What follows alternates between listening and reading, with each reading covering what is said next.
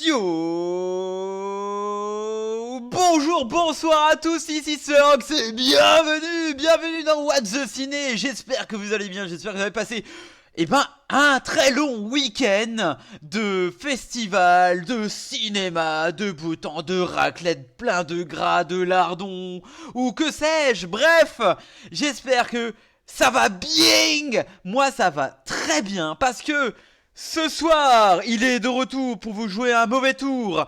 Et oui, je vous parle pas de Spherox, évidemment je vous parle de nul autre que John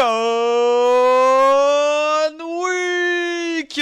Bien le bonjour John. Salut tout le monde! Enfin, je suis de retour!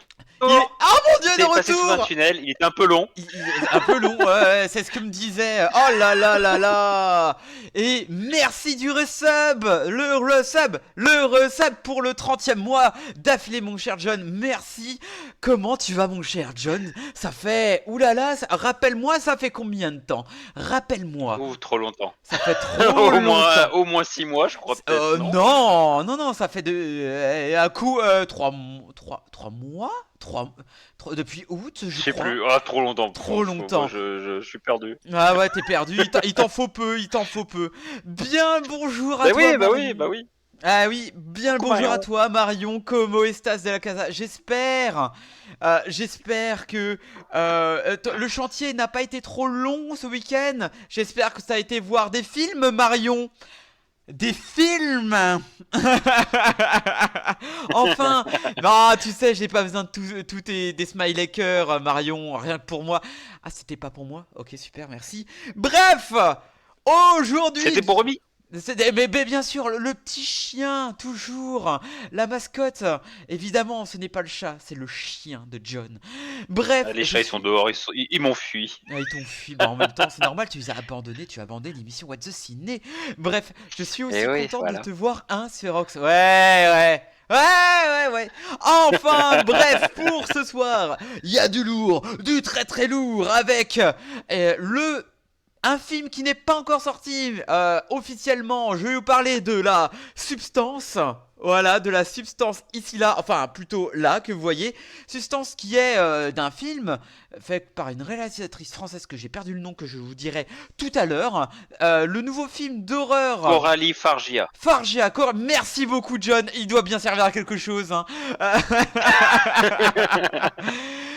Coralie Fargia nous fait l'honneur de commencer cette émission avec The Substance, dont je suis le seul à l'avoir vu parce que monsieur, dame ici présentes ne l'ont pas vu. C'est honteux d'ailleurs, c'est honteux. Voilà, bref, je l'ai vu en avant-première.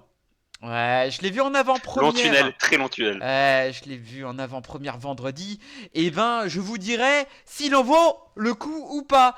Ensuite, je vous parlerai du dernier film de Clint Eastwood. Et je suis encore le seul à l'avoir vu. Et je suis très... C'est honteux de la part de... Je suis déçu. Je Quoi? voulais le voir, bah moi qui suis un grand fan de Clint Eastwood, je suis déçu de pas avoir vu encore. Ah bah oui, Ah oui, évidemment. ça aurait été une de mes priorités si j'avais eu le temps. Bah oui, parce que il y avait Marion là, il y avait Marion, voilà. Elle est, encore elle, toujours. Mais bah franchement, sans trop spoil, bah c'était cool. Je l'ai vu ce matin à 11h. Voilà. C'était bien, j'ai vu 4 films cette semaine. Ah, c'était cool. Est-ce que j'ai vu la lumière? Oh, oui, en sortant de la salle. Bref, ensuite, John et moi donc, on vous parlera de Transformers One ou alors Transformers le commencement, le titre français. Donc du coup, est-ce qu'on a aimé ou pas? Ça, j'ai pu le voir. Ah bah voilà, enfin un film qu'il a vu en 3 mois. J'ai peut-être mal choisi les films, hein, parce que c'est vrai qu'entre les 3 qu'il y avait, c'est celui-là que j'ai vu. Pourquoi? Ah, Non, mais je sais pas, il est passé par là, il était sur mon chemin. il fait chier cette voilà. Marion. Voilà. Ouais, franchement, heureusement qu'il y a une Marion qui est là, hein. Et ensuite, je vous terminerai les films du présent avec aussi un film d'animation et un film sur un chat. Sur un chat qui s'appelle Flo, qui avait peur de l'eau. C'était trop mignon et je vous en parlerai tout à l'heure. Et ensuite, on vous parlera, et j'ai bien dit on parlera, du film des années 2000, d'un petit film. Ouais, d'un petit film. Pas très connu. Pas très connu, avec des acteurs pas très connus, avec un réalisateur pas très connu.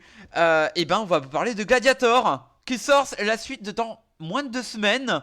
Donc du coup on va parler de ce petit film, voilà. Et pour l'occasion c'est fait un petit film pas très connu, d'un gladiator pas très connu, voilà. Avec John qui a eu sa petite sortie pas très connue. Bon ok j'arrête. Que j'ai pu revoir pour l'occasion au cinéma aussi. J'ai trouvé ça génial que justement pour la sortie du 2, ils ont ressorti le premier et franchement incroyable. Je vous le conseille si vous l'avez dans vos salles. Voilà, parce que c'est un film pas très connu. pas très connu. Voilà, il y a eu deux secondes d'attente. Attends, quoi? Ah oui.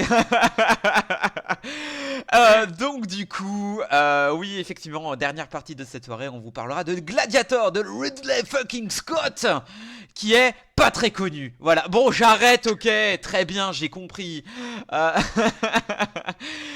Donc du coup voilà, mais évidemment, avant de passer au lourd et au très très lourd, je vais vous parler quand même de choses. Non, j'arrête. Non, je vais pas dire la phrase, c'est bon. De choses évidemment d'actualité. Qu'est-ce que j'avais mis en actualité? Ah oui, alors évidemment, messieurs dames, annonce particulière. Annonce particulièrement particulier. Le mois de décembre arrive à grands pas et What the Ciné se met aux couleurs de Maria Carey. Mon Dieu, j'ai fait cette vanne de Noël, évidemment pour vous faire plaisir. Et on va changer de la note de l'année dernière. Et ben, on va vous faire le plaisir durant 3 semaines d'affilée. Oui, 3 semaines d'affilée, vous aurez évidemment. Parler de Love Actually. Ah non. Non, on l'a déjà fait. Maria Carey, Love Actually. Ouais. Non, ça aurait pu. Non. Mais on va vous parler d'une saga pas très code putain. Celle-là, elle est. Oh non, c'est vrai qu'elle est pas très connue. Ouais. Et on va vous faire un mois spécial. Seigneur des Anneaux. Star Wars durant les 3 premières semaines de mois de décembre. On vous parlera des 9 films. Il y en a 9. 9 films de Star Wars et on commencera au 1er décembre. Évidemment, 1er décembre. Et ben du coup, on vous parlera dès le 1er décembre de l'épisode 4, 5 et 6. Et oui, parce qu'on aime bien faire dans la dentelle. Et ben de la première trilogie de Star Wars. Avant que Disney et Lucasfilm fassent de la merde. Voilà, donc du coup, préparez vos agendas. 3 semaines de What the Ciné, et ça va être bien. Et en plus, peut-être que je vous ferai des What the Ciné normales. Voilà, en plus dans la semaine. Donc soyez au courant, ça va être bien. Voilà. Donc voilà, préparez, parce que moi... Il y a Marion qui veut choisir un film pour Noël. Waouh, est-ce qu'on aura le droit de choisir un film pour Noël? Genre La Belle Histoire. Alors,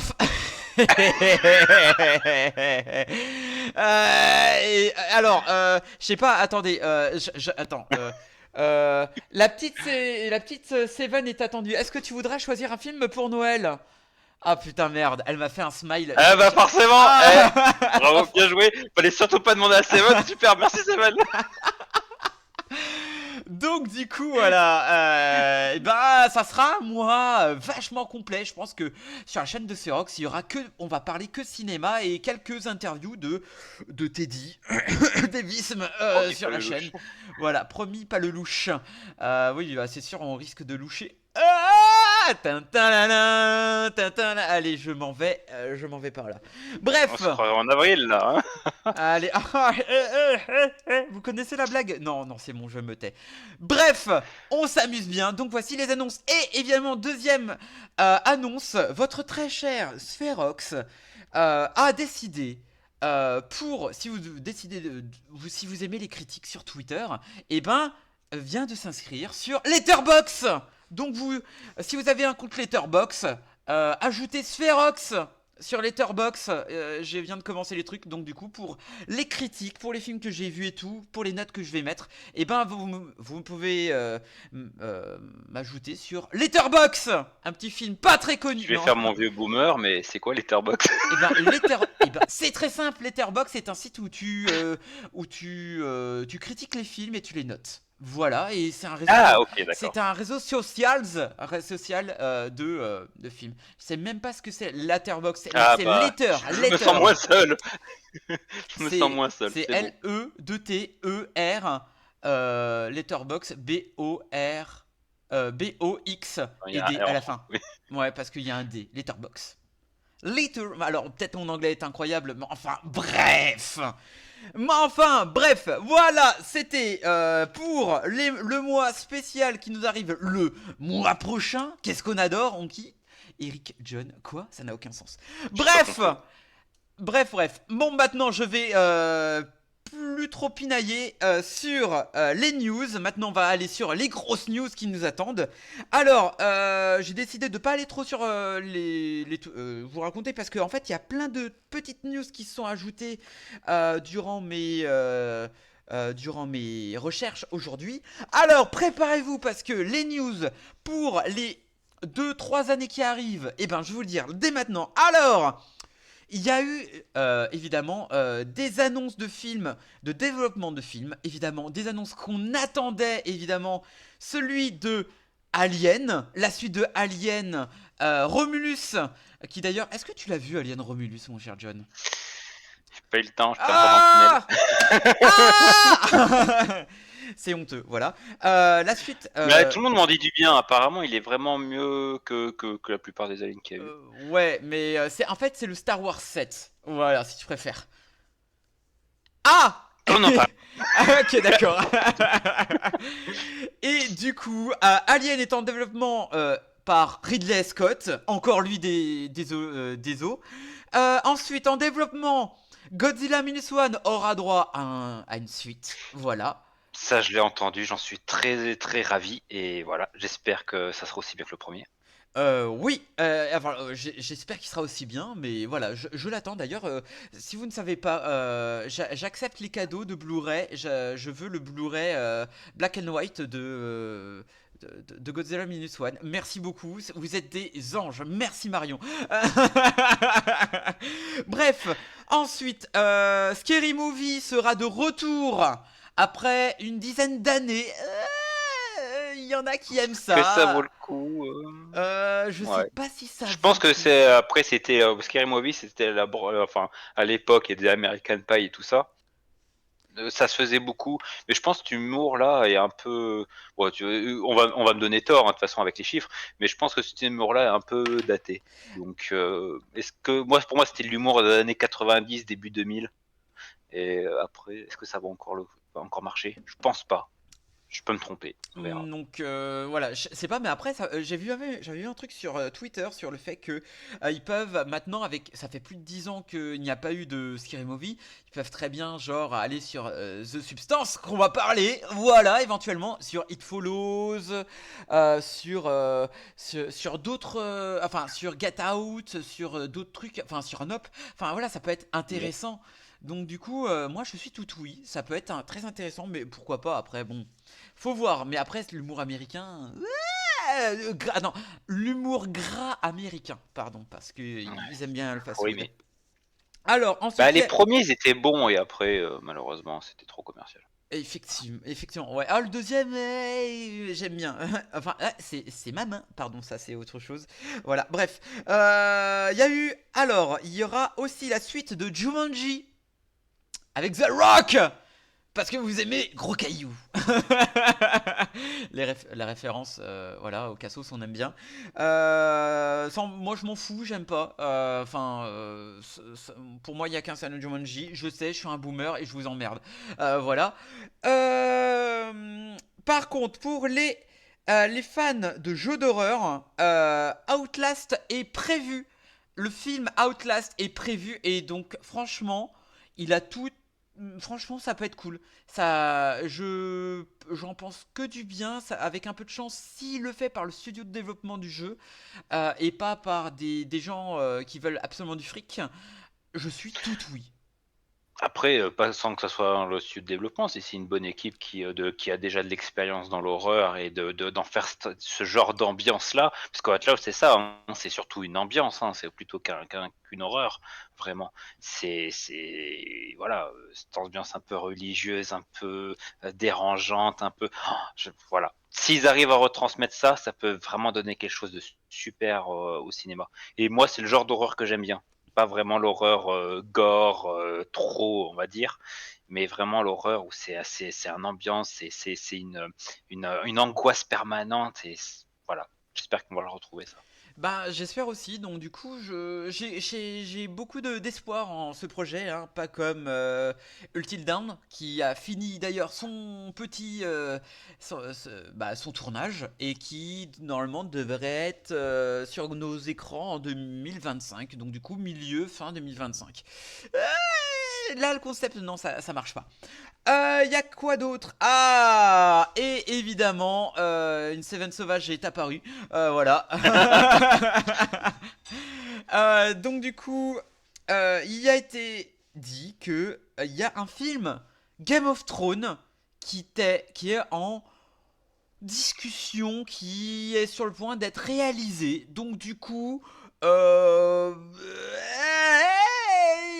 suis pas pour parce que il y a tellement de spin-off que j'ai l'impression que ça va devenir le Star Wars. Euh, Après Game of Thrones, il y a énormément de choses à raconter. Il y a plein de choses que dans les bouquins qui ont été dits, racontés, que on n'en a absolument aucune idée de leur existence encore, que ce soit dans la série enfin dans les séries, parce qu'il y en a deux, mhm. voilà, qu'on n'a encore aucune existence. Genre tout le passé, enfin l'arrivée des dragons, enfin des Targaryens. Sur Westeros et tout ça. Il y a plein de traitements à faire.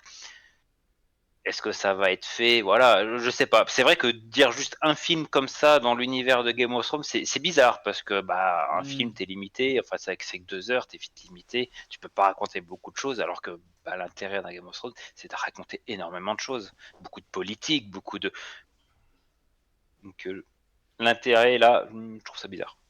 Donc ouais, mais j'ai l'impression qu'ils ont que ça à en tirer. Donc du coup, moi, ça me... Alors, je demande à voir, ça peut être intéressant. Donc du coup, à voir. Alors, ensuite, plutôt bonne nouvelle pour nous tous, pour la planète entière.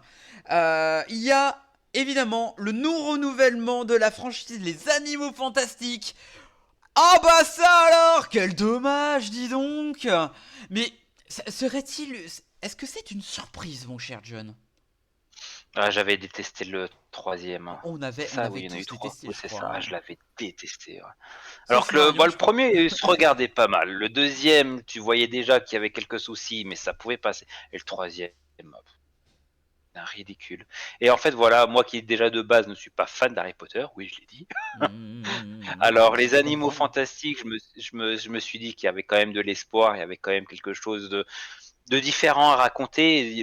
Le premier était plein de promesses et malheureusement ça n'a pas suivi et ils ont refait du Harry Potter classique on va dire. Et moi c'est ce qui me gêne là-dedans et voilà. Par contre je sais pas si tu es au courant, enfin tu as déjà dû en parler dans l'émission, je l'ai pas vu. Il y a la série Harry Potter qui va être faite Oui, oui, oui. Tu le et saurais ça si va tu être verrais What the Ciné. et il y avait une saison par livre, Oui. donc du coup, ça peut être intéressant. Peut-être que ça va faire le renouveau d'Harry Potter, le voir sous un autre angle. J'espère qu'ils vont essayer de le montrer sous un autre angle avec quelque chose de différent, peut-être un peu plus adulte, parce que moi je trouve malheureusement ça trop enfantin aussi dans les films, même dans les bouquins. Est-ce que voir quelles modifications ils vont mettre, mais voilà, c'est plus là-dessus que j'attends Harry Potter et pas dans un animal fantastique ou voilà. Donc heureusement que ça soit annulé quoi. Ouais. Donc du coup, ouais. Bah, on attend tous ou pas la série, mais il faut voir. On va voir à quelle sauce.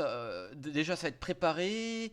Et je sais pas, ça joue sur la facilité et on va tous voir évidemment la série. Un peu comme la sortie dans dans 6 jours de Arcane saison 2, qu'on va peut-être en parler au mois de décembre.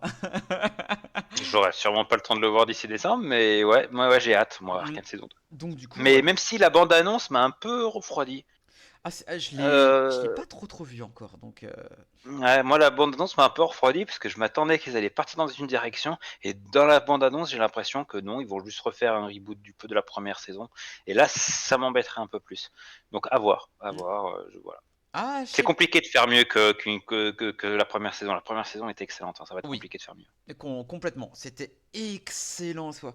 Donc du coup, qu'est-ce que je voulais dire? Ah, le box-office français, messieurs dames. Alors attendez, hop, on va aller sur ça. Hop, vous allez voir. Oh mon Brave. Oh, le box-office hebdo. Je tiens à dire que le doux parfum des sorties français ont mis une claque au cinéma, mais vraiment c'est incroyable. Là par exemple, l'article de Box Office Pro met en émoi L'amour ouf, qui d'ailleurs est à plus de 1 million. Là, les chiffres là que vous voyez est du 30 octobre. En 4 jours, il est plus L'amour ouf est de plus de 1 million d'entrées. Donc du coup, c'est énorme. Avec Monsieur Aznavour qui a fait pratiquement 500 000 entrées, donc c'est très bien. Avec le comte de Monte Cristo, et ben franchement, côté comment dirais-je, box office français, les films français ont la cote. Et j'en ai même parlé à, au cinéma de ce matin. Ils m'ont dit waouh, mais c'est impressionnant comme quoi les gens vont au cinéma pour aller voir des films français. Et moi, ce qui me Ouais. bute, c'est quand je parle à des amis, enfin, il me dit ah, j'ai été voir le Monte Cristo, qu'est-ce que c'est bien! Pour une fois que le cinéma français fait un bon film. Ah oui. Ah! J'avais envie de crier. Bref, pardon. Voilà. Et Parce que les gens ne vont pas assez voir le film français, hein, parce qu'ils ont toujours cet a priori, mais cet a priori qui est vieux, depuis ça fait au moins 20 ans que voilà. Mais c'est parce que c'est malheureusement les médias enfin les médias, ça dépend quels médias on regarde, mais on va dire les médias mainstream qui sont trop à fond de propagande américaine, voilà. Eh ben oui, mais bon, il n'y a pas que ça en fait. Et si on veut être un peu intéressé, ben, en fait, il y a tellement de choses à voir. Je trouve que le cinéma français, dans sa diversité, est tellement plus intéressant. Et ben, il y a de bons exemples, hein. Moi, dans ces dernières années, hein, moi, il y a Boîte Noire qui m'avait plu, Mandibule, Yannick, voilà, Le Comte de Monte Cristo. Bah, du coup, j'ai vu en retard. J'ai adoré aussi, hein. C'est un très bon film, hein. Bon, c'est pas dans les meilleurs par rapport à ceux que j'ai cités juste avant, mais voilà, c'est et franchement, je pense que le cinéma français, là, actuellement, a un petit renouveau qui fait du bien et qui même, je pense, qui arrive à viser un public assez jeune pour vraiment relancer une nouvelle passion de cinéma dans notre jeunesse. Et on en a besoin et franchement, j'ai l'impression que qu'on y arrive. L'amour ouf, par exemple, c'est le genre de film aussi qui est fait pour notre jeunesse. pourtant, Donc, c'est pas que, parce qu'il a fait pour jeunesse et tout, parce qu'ils font une pub de fou monstre avec des acteurs, actrices très connus du cinéma français et pas de la veine de Christian Clavier, mais vraiment des jeunes, tu vois. Adèle Exarchopoulos et François Civil. Et dedans, bah, évidemment, j'en ai fait la critique. Allez voir la ils sont quand même critique. connus. Voilà, bah ouais, mais c'est pas comme les vieux Briscard de Didier Bourdon et compagnie, tu vois. Et là, il y a un espèce de renouveau et c'est cool. Et les gens, mais là, c'était quand j'ai même cette semaine, je voyais encore des gens aller voir Aznavour ou alors L'amour ouf, euh, alors que j'ai été voir Transformers ou compagnie, hein. Mais moi, je trouve ça bien, même si c'est pas non loin sans défaut, mais ils arrivent quand même avec, peu importe, hein, le film, les gens par exemple. Aznavour, je crois que c'est 1h50, 2h. L'amour ouf, 2h40 et presque 3 heures le comte de Monte Cristo, comme quoi tu peux faire autant de pubs, mais le truc c'est que ça va être bien, je pense que c'est bien de mettre plus en avant des choses, des choses qui vont plus parler aux jeunes. Alors il y a eu des loupés avec les Trois Mousquetaires en deux parties. Quelle erreur de Ouais, faire c'était en deux dommage. parties. Déjà, tu le fais pas en deux parties. Après, il y avait déjà de base des problèmes de réalisation, il n'y a pas eu que ça, hein. Je vous renvoie à notre critique, lointaine maintenant, du premier mousquetaire. Ouais, il y a quand même quelques loupés de rythme, de réalisation, les plans séquences qui sont un peu bizarres. Enfin voilà. Il y avait des problèmes, il y avait des loupés, on s'attendait à ce que le deuxième soit rectifié, ça n'a pas été le cas. Et donc ça explique aussi. Mais bon, à côté, Comte de Monte Cristo, lui, est plutôt réussi dans la réalisation. Donc voilà. Oui, il est très réussi et le seul truc que j'avais en tiré, c'était le combat de fin de Cap et d'épée qui était indigeste au possible. Mais sinon, très très bien. Voilà, tu t'emmerdes pas. Voilà, il est bien. Peut-être pas le meilleur rôle de comment dirais-je, Terminé. de Pierre Ninet, qui est la boîte noire. Allez voir la boîte noire, c'est vachement cool. Donc du coup, voilà. Bref, on Avec en un bon son. aussi, c'est pas faux. Voilà. Bref, on en a fini avec les news parce qu'on en a pas mal de critiques à faire et je vais commencer de suite avec le film qui sort mercredi dans vos cinémas devant vos yeux ébahis et je vous parle de La Substance. Et c'est parti pour la bande-annonce. Alors attendez, hop, faut que je fasse ça. Hop, ça dégage et c'est parti.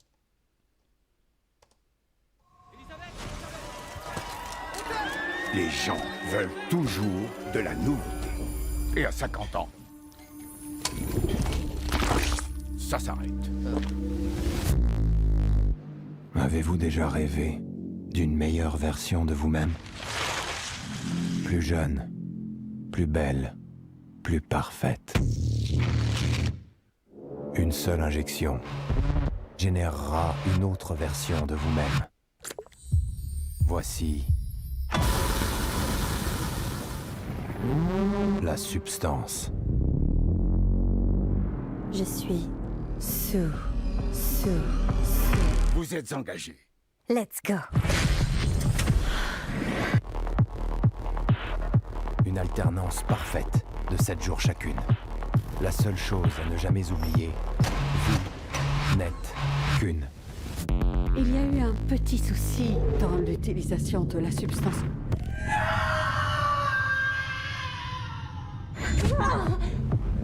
Cette alternance ne fonctionne pas du tout.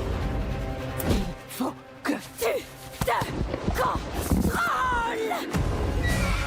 Elle est vieille, grosse, dégueulasse. Oh, les gens vont adorer ça.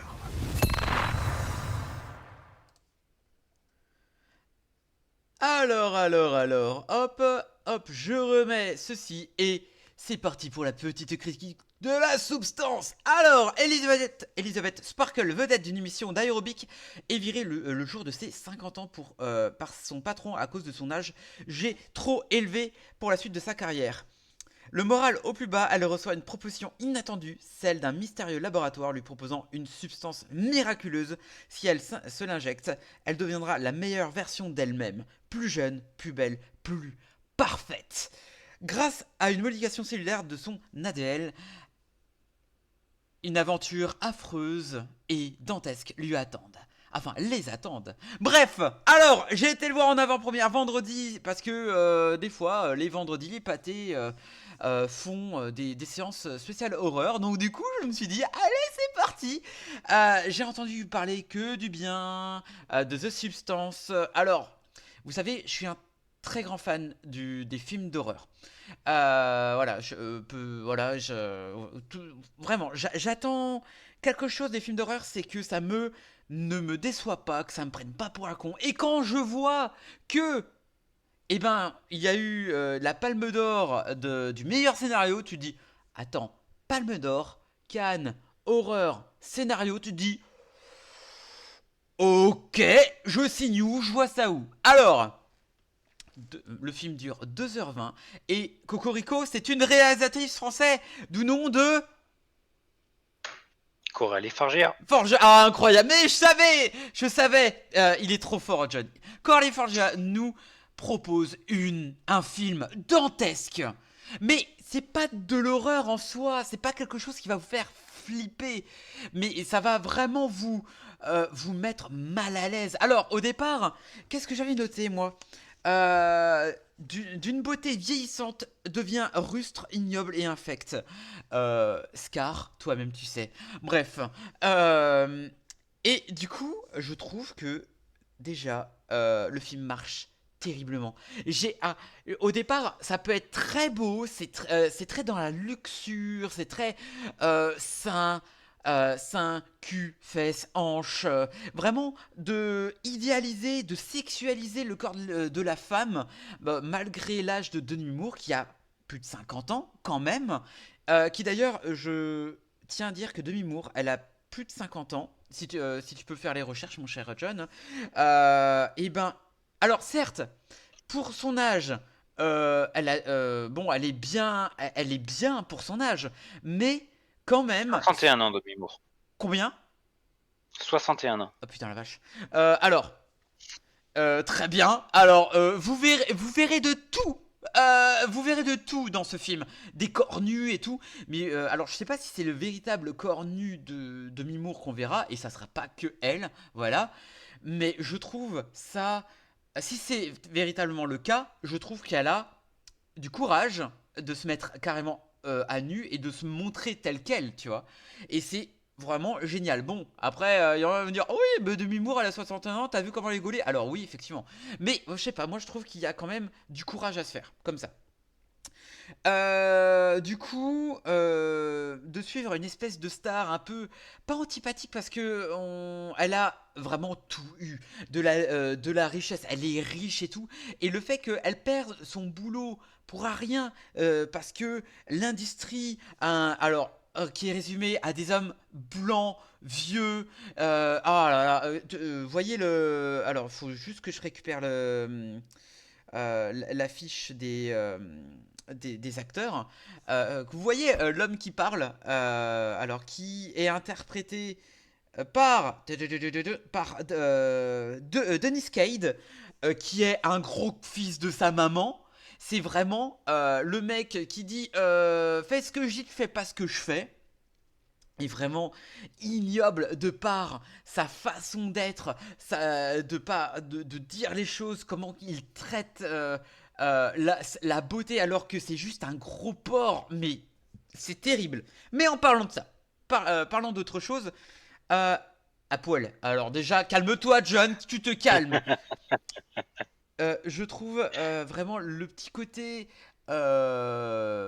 très sexualisé qui est en contrebalance avec ce qu'on va nous faire subir dans le film, c'est-à-dire vraiment ce côté vraiment body horror qui est vraiment le plus horrible, qui devient vraiment le truc horrifique et qui devient vraiment, qui évolue dans le sens barbare, vraiment barbare, et vraiment le petit côté loufoque à la fin. Je sais pas si le côté loufoque est bien dit, mais vraiment le film il va à fond dans ce qui est du traitement du corps. Et là vous allez me dire c'est quoi le body horror? Mais c'est très simple, Jamy. Le body horror, c'est quand tu mélanges ta peau et que tu la fais évoluer avec quelque chose d'autre. Oh, genre, exemple, La Mouche de Cronenberg. Voilà. Mais j'ai pas vu Cronenberg. Mais va le voir, putain. De quoi? The Thing, c'est considéré comme du body horror. Oui, The Thing, The Thing, c'est de Carpenter. D'ailleurs, on a fait il y a quelques temps déjà la critique du film avec Teddy à l'époque. Teddy. Et du coup, je trouve que cette évolution envers de cette approche à la sexualité qui va du body horror, mais vous allez en pâtir. Je me suis j'ai mis plusieurs fois mes yeux devant mes yeux, enfin mes mains devant mes yeux pardon, excusez-moi, hein, parce que les body horror, c'est pas un truc qui me fait sentir bien. Mais après, c'est pas le but recherché, hein. C'est pour ça que j'ai pas été voir Terrifier 3 d'ailleurs. Voilà. Et c'est pas que du body horror, il y a du sang, il y a vraiment quelque chose avec de la piqûre. Et le fait que il y a dans le recherche de la beauté, et ben tu creuses aussi dans tout ce qui est de la monstruosité, et c'est assez horrible de voir ça. Et je tiens à dire que déjà, il n'y a pas que aussi les plans de body horror, enfin sur le corps et tout, le travail esthétique est incroyable, qui marche très bien quand il y a des séquences avec Demi Moore qui va avoir des séquences très affreuses, très horreur, et du voir Demi Moore rechercher vraiment vraiment être une autre personne, et tu te dis putain incroyable Demi Moore, je pense que les gens de mon gabarit, hein, qui ont la trentaine, voire moins, n'ont jamais vraiment connu Demi Moore dans les rôles. Et là, tu vois Demi Moore à plus de 61 ans, bordel de cul, et ben bordel de merde, elle te fait peur. Elle met peur, mais elle joue extrêmement bien. Et aussi avec son... Oh là là là là, qu'est-ce que je viens de faire? Voilà. Mais aussi avec son alter ego qui est interprété par Margaret Qualley, qui joue Sue, l'alter ego de Demi Moore, et c'est vraiment incroyable, c'est vraiment très très bien fait. T'as vraiment ce petit côté qui vont se dissocier à la fois, alors vous allez voir une dissociation à la fois du corps, mais aussi à la fois de la psyché des personnages, et ça c'est ultra quali, c'est génialement bien fait. Et vraiment la première scène où tu vois de métamorphose, ça va vous allez avoir peur de ça, vous allez avoir peur vraiment de cette fiole, voilà, enfin peur de l'utilisation de cette fiole, bien entendu. Alors il y a quelque chose de aussi très intéressant, c'est sur les plans. Les plans qui vont donner du relief à la scène. Et c'est logique, relief à la scène. Alors, je vais vous expliquer. Alors, il y a des plans, genre par exemple, qui m'a fait penser quand même à Shining. Il y a un plan de grand couloir des studios qui me faisait penser vraiment à Shining, où tu vois le gros tapis en velours, enfin, ou en coton velours, enfin voilà, vraiment qui s'étend très loin. Et qui ramène vraiment le petit côté horrifique vraiment pas bien, de vers. T'as un moment donné où Demi Moore va sortir de ce couloir et qui va dire putain, enfin qui va être vraiment en dépression, et tu verras à un moment donné une remontée de ce couloir par Margaret Qualley qui va du cauchemar en rêve et vice versa, et c'est ultra bien noté. Et il y a une scène qui est aussi dans une douche, et tu t'as jamais vu ou rarement vu une scène de douche aussi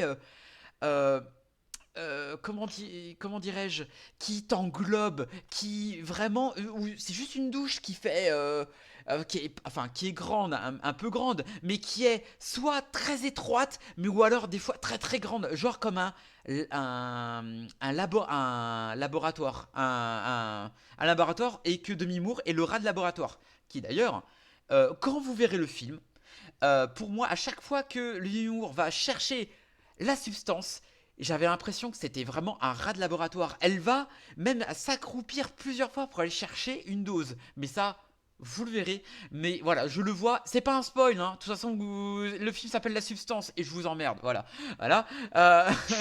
Et c'est ultra bien joué. Tu vois vraiment ce petit côté rat de laboratoire, ce côté pression d'Hollywood qui se met sur la concernée.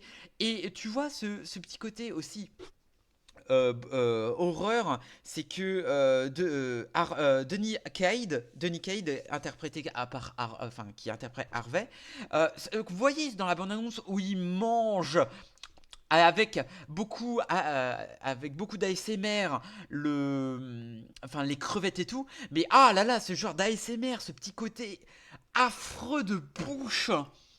Qui te mais il te mange c'est vraiment le mec qui te mange intérieurement, mais c'est vraiment horrible, c'est vraiment horrible. Et tu comprends, déjà t'es comme ça, t'es dit t'es comme ça t'agresse à la fois les yeux et les oreilles, c'est terrible. C'est un des pires ASMR que j'ai vu, entendu. Enfin bref. Qu'est-ce que j'avais dit encore? euh, Ça c'est bon. Et le fait aussi que... Alors, il y a aussi un point que j'ai pas trop aimé. Et le film est non loin sans défaut. Parce qu'il y a un moment donné, je pense que... Alors, je peux comprendre sur le coup de la colère, t'as à un moment donné il y a une scène de baston et pour moi je trouve que la scène de baston ne mérite pas. Il mérite pas. Cette scène-là est faite pour avancer le récit, pour que ça aille encore plus dans l'horreur. Alors ok, ça marche très bien, ça marche bien parce que ça va à fond à fond dans les ballons. Mais tu dis voilà, enfin voilà. Et tu vois vraiment le petit côté d'Hollywood qui te détruit. Et le fait que tu vois vraiment Demi Moore, tu vas avoir l'espèce d'intro de Demi Moore au départ et à la fin. T'as une étoile montante et une étoile mourante et c'est génialement fait. C'est du un peu comme du Guillermo del Toro, c'est du voilà, ok, côté horreur. Voilà, c'est tout ce que je peux dire. Et le truc que j'ai vu aussi dans mes recherches, j'ai vu sur Twitter, c'est que le film, dans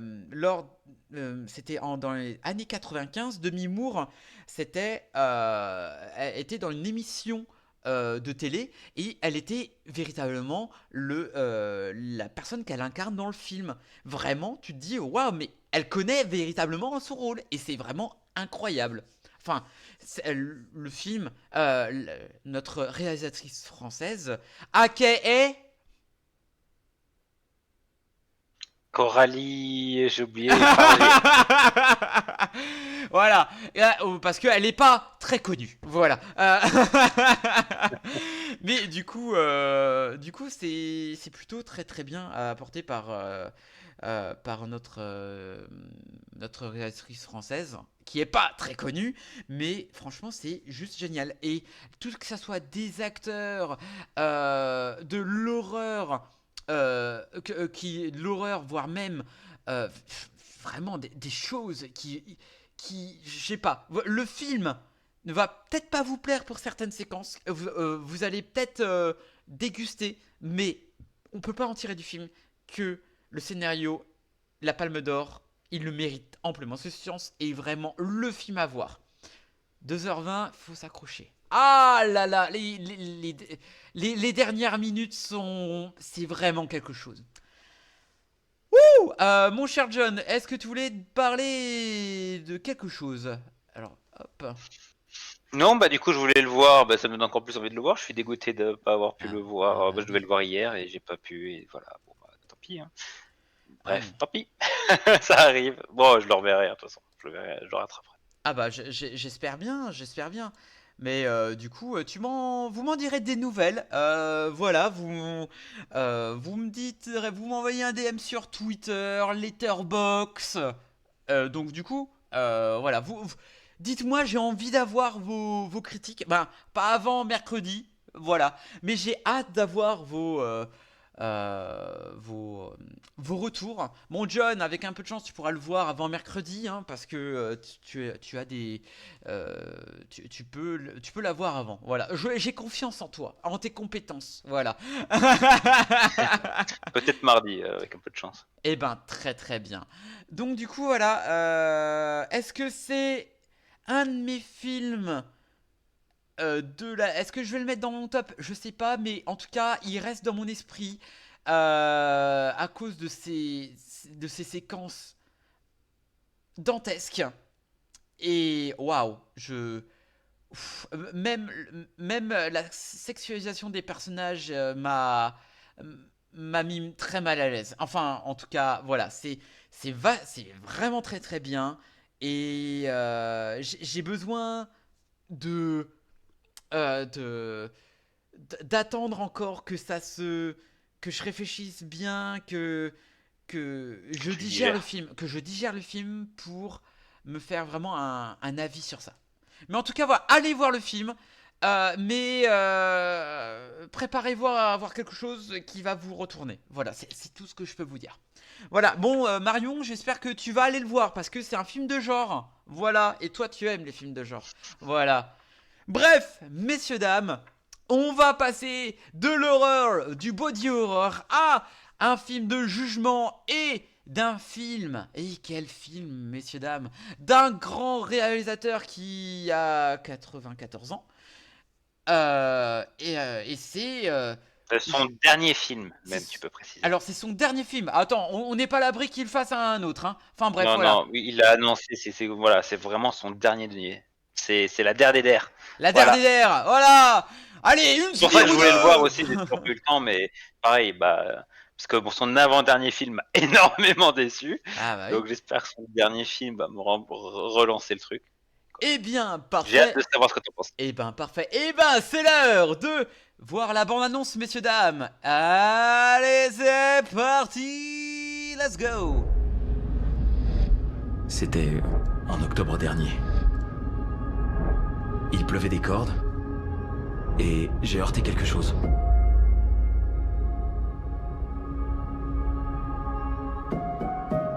Je suis sorti de la voiture pour vérifier.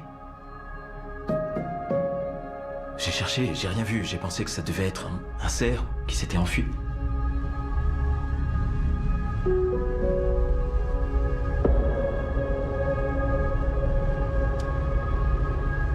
Bien. Et où est le problème? J'ai été convoqué pour être juré. L'affaire Kendall Carter. Il y a un an, le 25 octobre, l'accusé James Sight et sa petite amie de l'époque, Kendall Carter, se sont disputés. Il va payer pour ce qu'il a fait.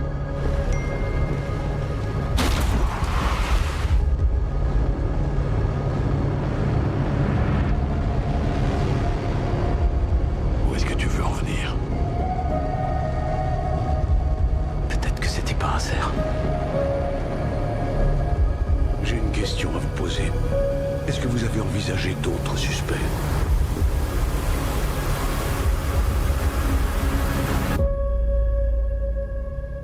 Tu sais ce que tu dois faire.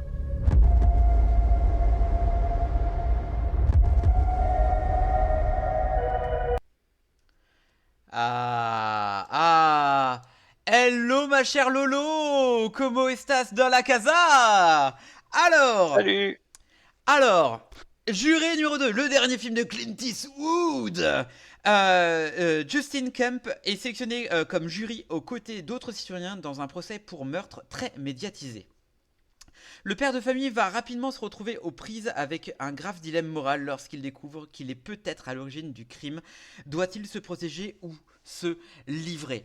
Alors, j'ai été le voir évidemment à 11h du matin au Pâté Dijon. Allez voir, c'est un super cinéma. Voilà, bref, voilà. Et du coup, je m'attendais à strictement rien et je me suis dit autant aller le voir parce que j'ai rien à faire ce matin. Et avec un peu de chance, John l'aura vu au lieu de qu'il joue à Bob le bricoleur. Bob bricoleur, pardon. Et, et donc du coup, qu'est-ce que ça vaut? Et déjà, je tiens à dire respect, mon cher. Respect. 94 ans. Et il fait un super film sur la moralité et le jugement. Et c'est vachement bien fait. C'est génialement fait. Alors, je tiens à dire que...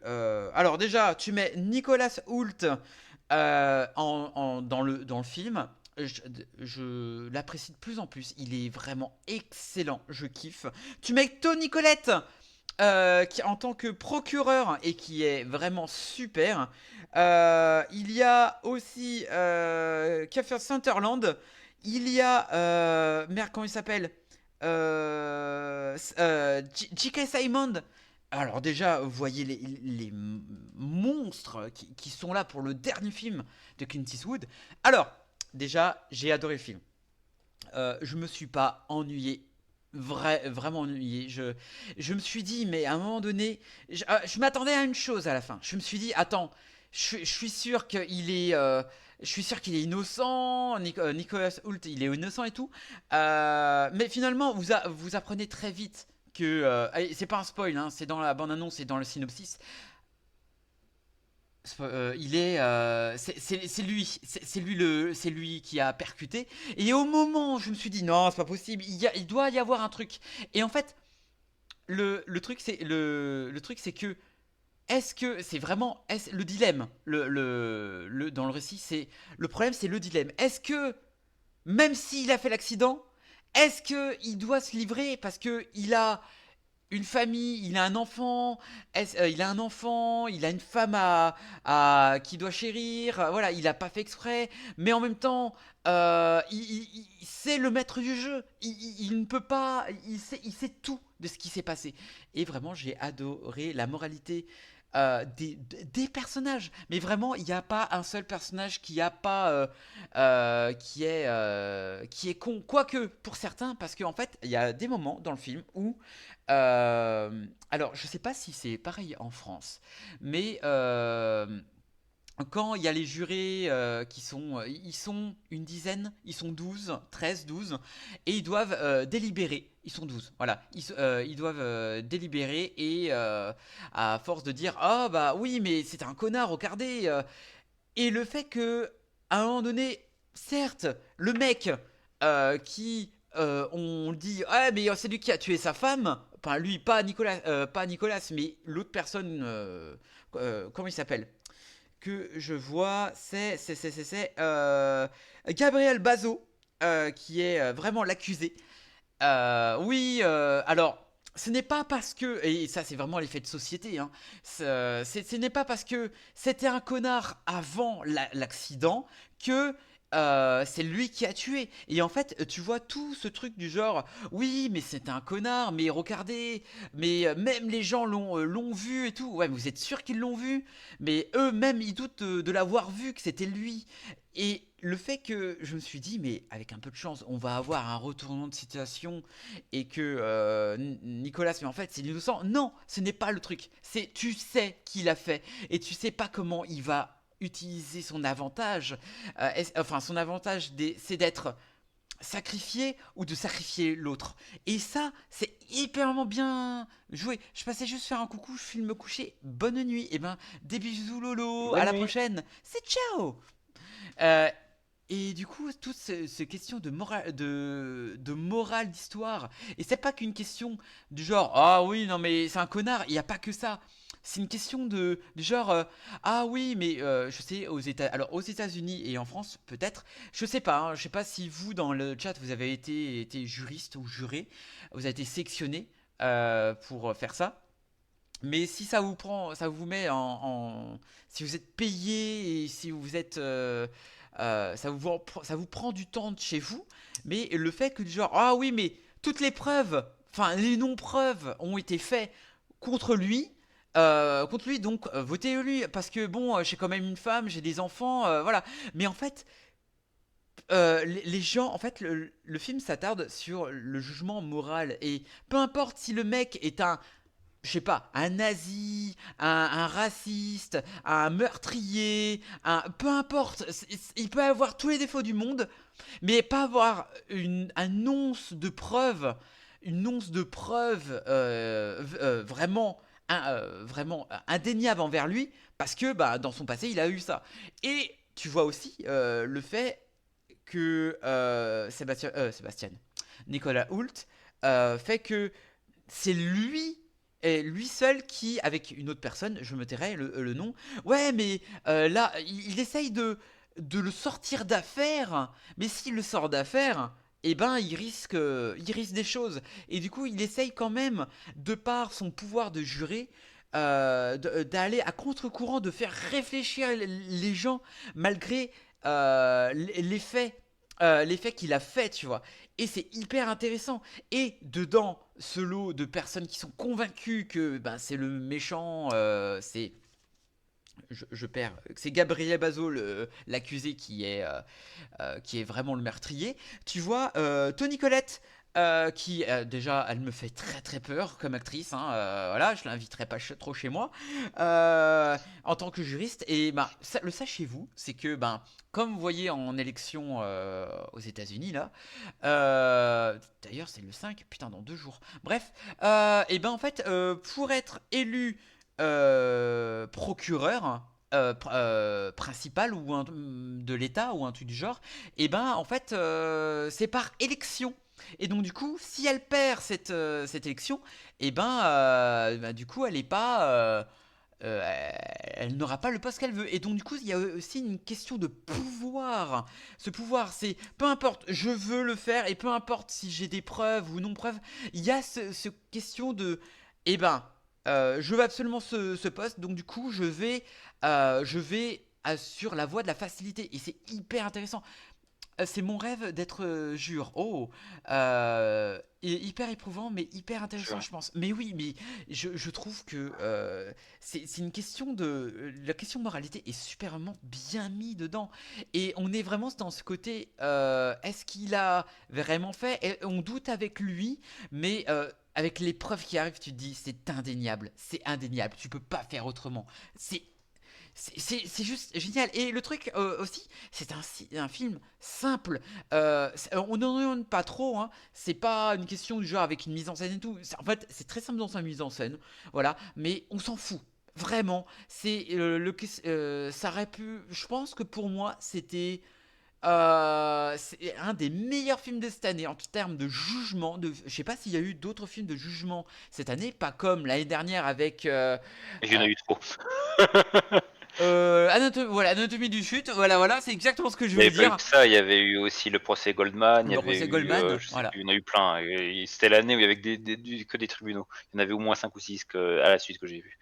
Bah voilà, Ça m'avait saoulé. c'est vrai, putain, l'année dernière on en a bouffé. Et ça me fait penser au dernier film d'Agnès de Auteuil, Le Fil Magnifique. Je n'ai pas vu, mais j'ai du mal avec Daniel Auteuil.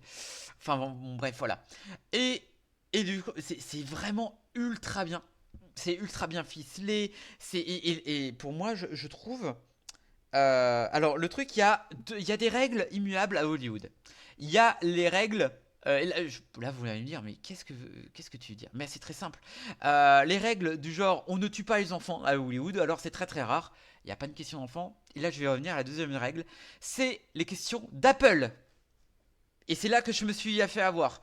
Apple, c'est une question du genre, quand on voit quelqu'un qui a un Apple, c'est qu'il est innocent. C'est qu'il est pas méchant.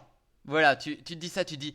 Eh mais finalement, ouais, putain, et là je me suis dit, putain, mais je suis trop deg, et en fait, il y aura un espèce de truc à la fin pour dire, mais en fait, il était gentil. Et ben finalement, t'oublies cette règle. C'est vraiment, voilà, je vous tiens au courant, n'attendez pas un truc de, attendez-vous à juste la morale de l'histoire, c'est un peu comme la morale dans Arcane saison 1, allez voir Arcane, si tu fais un truc, t'auras des conséquences, et c'est vraiment extraordinairement bien. C'est un film de procès. Oui, mais ouais, voilà, c'est vrai, mais je n'ai pas vu. Donc là, désolé. Donc du coup, c'est extrêmement bien fait, et surtout par rapport à sa fin qui est très, très, très, très bien, qui est très, très bien emmenée. Et du coup, franchement, il s'est arrêté à la meilleure fin possible. C'est tout ce que je peux te dire. Voilà, c'est. J'ai jamais entendu parler de cette histoire d'Apple, c'est ouf. Je t'avais jamais entendu avant. Eh ben voilà. Eh ben voilà, vous le saurez. Voilà, vous mettez Apple Hollywood. Voilà, il y en a peut-être une troisième que j'ai oubliée, mais en tout cas, c'est 2 règles d'or qui est dans le cinéma dit mainstream. Donc du coup, voilà. Qu'est-ce que je peux dire d'autre? Voilà, allez voir le film. Il est très bien. Et d'ailleurs, il a fait plus de 500 000 entrées. Et à 11h, la salle n'était pas comble, mais elle était facilement remplie à moitié, hein, ma salle de cinéma à 11h, putain, les gens. Mais ça fait vraiment plaisir, hein, c'est génial. Mais voilà, c'était la minute culture Xerox. Tout, tout, tout, tout, tout. Mais du coup, j'aimerais bien faire un jingle. Mais du coup, voilà, c'est génial. Mais vraiment, et je sais pas, je trouve ça incroyable que Clint Eastwood arrive à nous pondre une question, enfin un bon film d'ailleurs à son âge, et qui fait pas un truc hyper gros con, hyper fixe. Hyper fixe qui se dit ah regardez avant c'était mieux et bah non bah c'est voilà après j'ai pas vu Cryman Show, je sais que tu as adoré ce film Ah, Jean-Pierre. ben non. Moi, ce que je dis, c'est Clint Eastwood, très bon réalisateur, mais bon, il avait plus l'âge pour être acteur, et Craig Manchot, Craig Macho, je sais plus. Cryman Show. Euh, il était déjà trop vieux pour jouer, et malheureusement, le film aurait pu être bien, mais son côté vieillissant, en fait, son personnage, tu voyais qu'il souffrait en fait de jouer ce personnage, et du coup, c'était pas crédible. Toute l'histoire était pas crédible parce que il souffrait dans son jeu.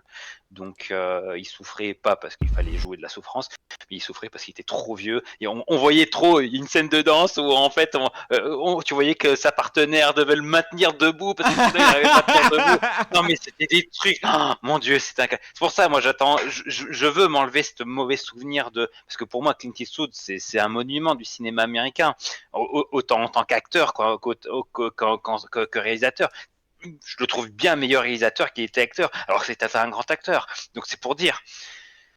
Donc malheureusement, donc mon image en tant qu'acteur de son dernier film en tant qu'acteur m'a dérangé, et en fait je voulais quand même quelque chose qui relève. Donc si tu me dis que voilà c'est un bon film, bon même si c'est pas forcément la mise en scène qui est mise en avant, donc voilà, la morale aussi, les valeurs, c'est quelque chose que Clint Eastwood aime beaucoup transmettre. Donc je sais qu'il a choisi ce scénario aussi pour ça, parce que il s'est dit, bah, ça c'est le genre de valeurs et de morale que j'ai envie de transmettre. Donc voilà, et je pense que c'est un film qui va m'intéresser, malgré que bah, finalement c'est une histoire assez classique, hein, comme on dit. Hein, au final, est-ce qu'il faut faire payer quelqu'un qui a été un connard toute sa vie, ou quelqu'un qui a été bon toute sa vie mais qui a fait une erreur. Et on le voit dans beaucoup de films, ce dilemme-là. Et voilà, ça donne envie, en tout cas, comme tu m'en as parlé. Ça fait un moment que j'en ai envie, et bon, j'irai le voir, hein, dès que je peux. Mais franchement, je pense que ouais. Plus c'est le dernier Clint Eastwood, allez lui donner de l'argent à ce pauvre vieillard là, il faut qu'il passe sa retraite. Hein. Il est pas assez riche. Qu'on lui mette de l'argent sur sa tombe. Ah putain mon dieu. Non mais voilà, j'espère, voilà, j'irai le voir, j'en ferai mon avis, j'en reparlerai sûrement. Voilà, d'ici là. Mais voilà, voilà, j'espère que ça va bien conclure sa carrière, et qui a été folle, et juste voilà, juste pour voilà, ça, aller regarder donc ce film, et aller regarder aussi toute la filmographie de Clint Eastwood qui est incroyable. Voilà. Denver prêche pour les vieillards maintenant. Ah bah attends, Bah c'est oui, dur pour je lui, prêche pour ma cause aussi. Hein. Bref, messieurs, dames, allez voir Juré numéro 2 qui est en ce moment dans vos salles. Décidément, j'ai trop envie de vous parler de bons films, vraiment. Et du coup, alors, c'est con à dire, mais je trouve que depuis octobre, là, on nous pond de bons films. Et là, je me suis dit, putain, mais c'est terrible, j'ai pas aucun film, enfin, pas aucun film, mais ça va être difficile de faire mon top. Là, depuis octobre, bon, mis à part Joker 2, il y a des moments où je me dis putain, il y a quand même de bons films avec de super propositions. Là, c'en est qu'une, et c'est génialement. Là, je vous mets deux films, certes américains, mais deux films complètement différents, et c'est extraordinairement bien. Bref, alors, voilà, peut-être que John pourra faire un rattrapage digne de ce nom. Voilà, avec mes... Je te ferai une liste. Est-ce que c'est bon pour vous? Voilà, bref. Alors, c'est parti pour, évidemment, le troisième film. Et on change de planète. Et on va aller sur la planète Cybertron avec Transformers One, a.k.a. Transformers, le commencement. Et c'est parti pour, la bande-annonce. Eh, vous attendiez quoi, là? Hop. Ah merde, c'est pas ça, voilà. Pendant des milliers d'années, nous avons été en guerre. Mais avant d'être ennemis, nous étions comme des frères. Hé, regardez où vous allez. Oh. Qu'est-ce que t'as dit? C'est pas comme s'il pouvait se transformer. Oh, Darkwing, Fais pas ça. j'ai un doigt qui peut se transformer, devine lequel. Vous permettez? Tu seras là pour moi, et moi, je serai là pour toi. Que je suis mal poli. Je m'appelle Bill, elle c'est Elita, et lui c'est Steve. Est-ce qu'ils te parlent, eux? Mais ils sont pas vivants. Oh, Steve. Qu'est-ce que c'est? C'est un SOS provenant de la surface. Fantastique. Ils vont voir qu'avec nous, il ne faut pas se fier aux apparences.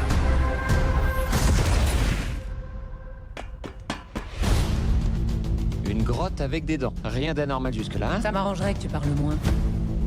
Nom de Primus. Je vois de la force en vous. Prenez ceci et atteignez votre plein potentiel. On peut se transformer maintenant. Comment on sert de ça? La façon d'utiliser ce pouvoir ne dépend que de vous. On se met en route. Qu'est-ce qu'il dit? Plus fort. Transformation et en route! Je veux aider à bâtir un monde meilleur.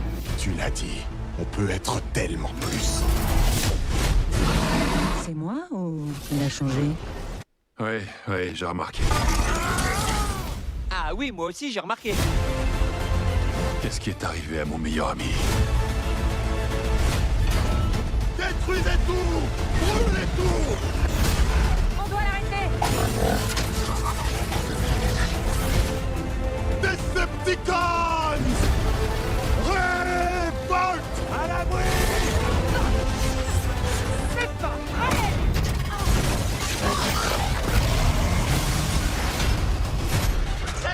Et encore, t'as pas tout vu. Le moment est venu de nous dresser. Ensemble, tous unis.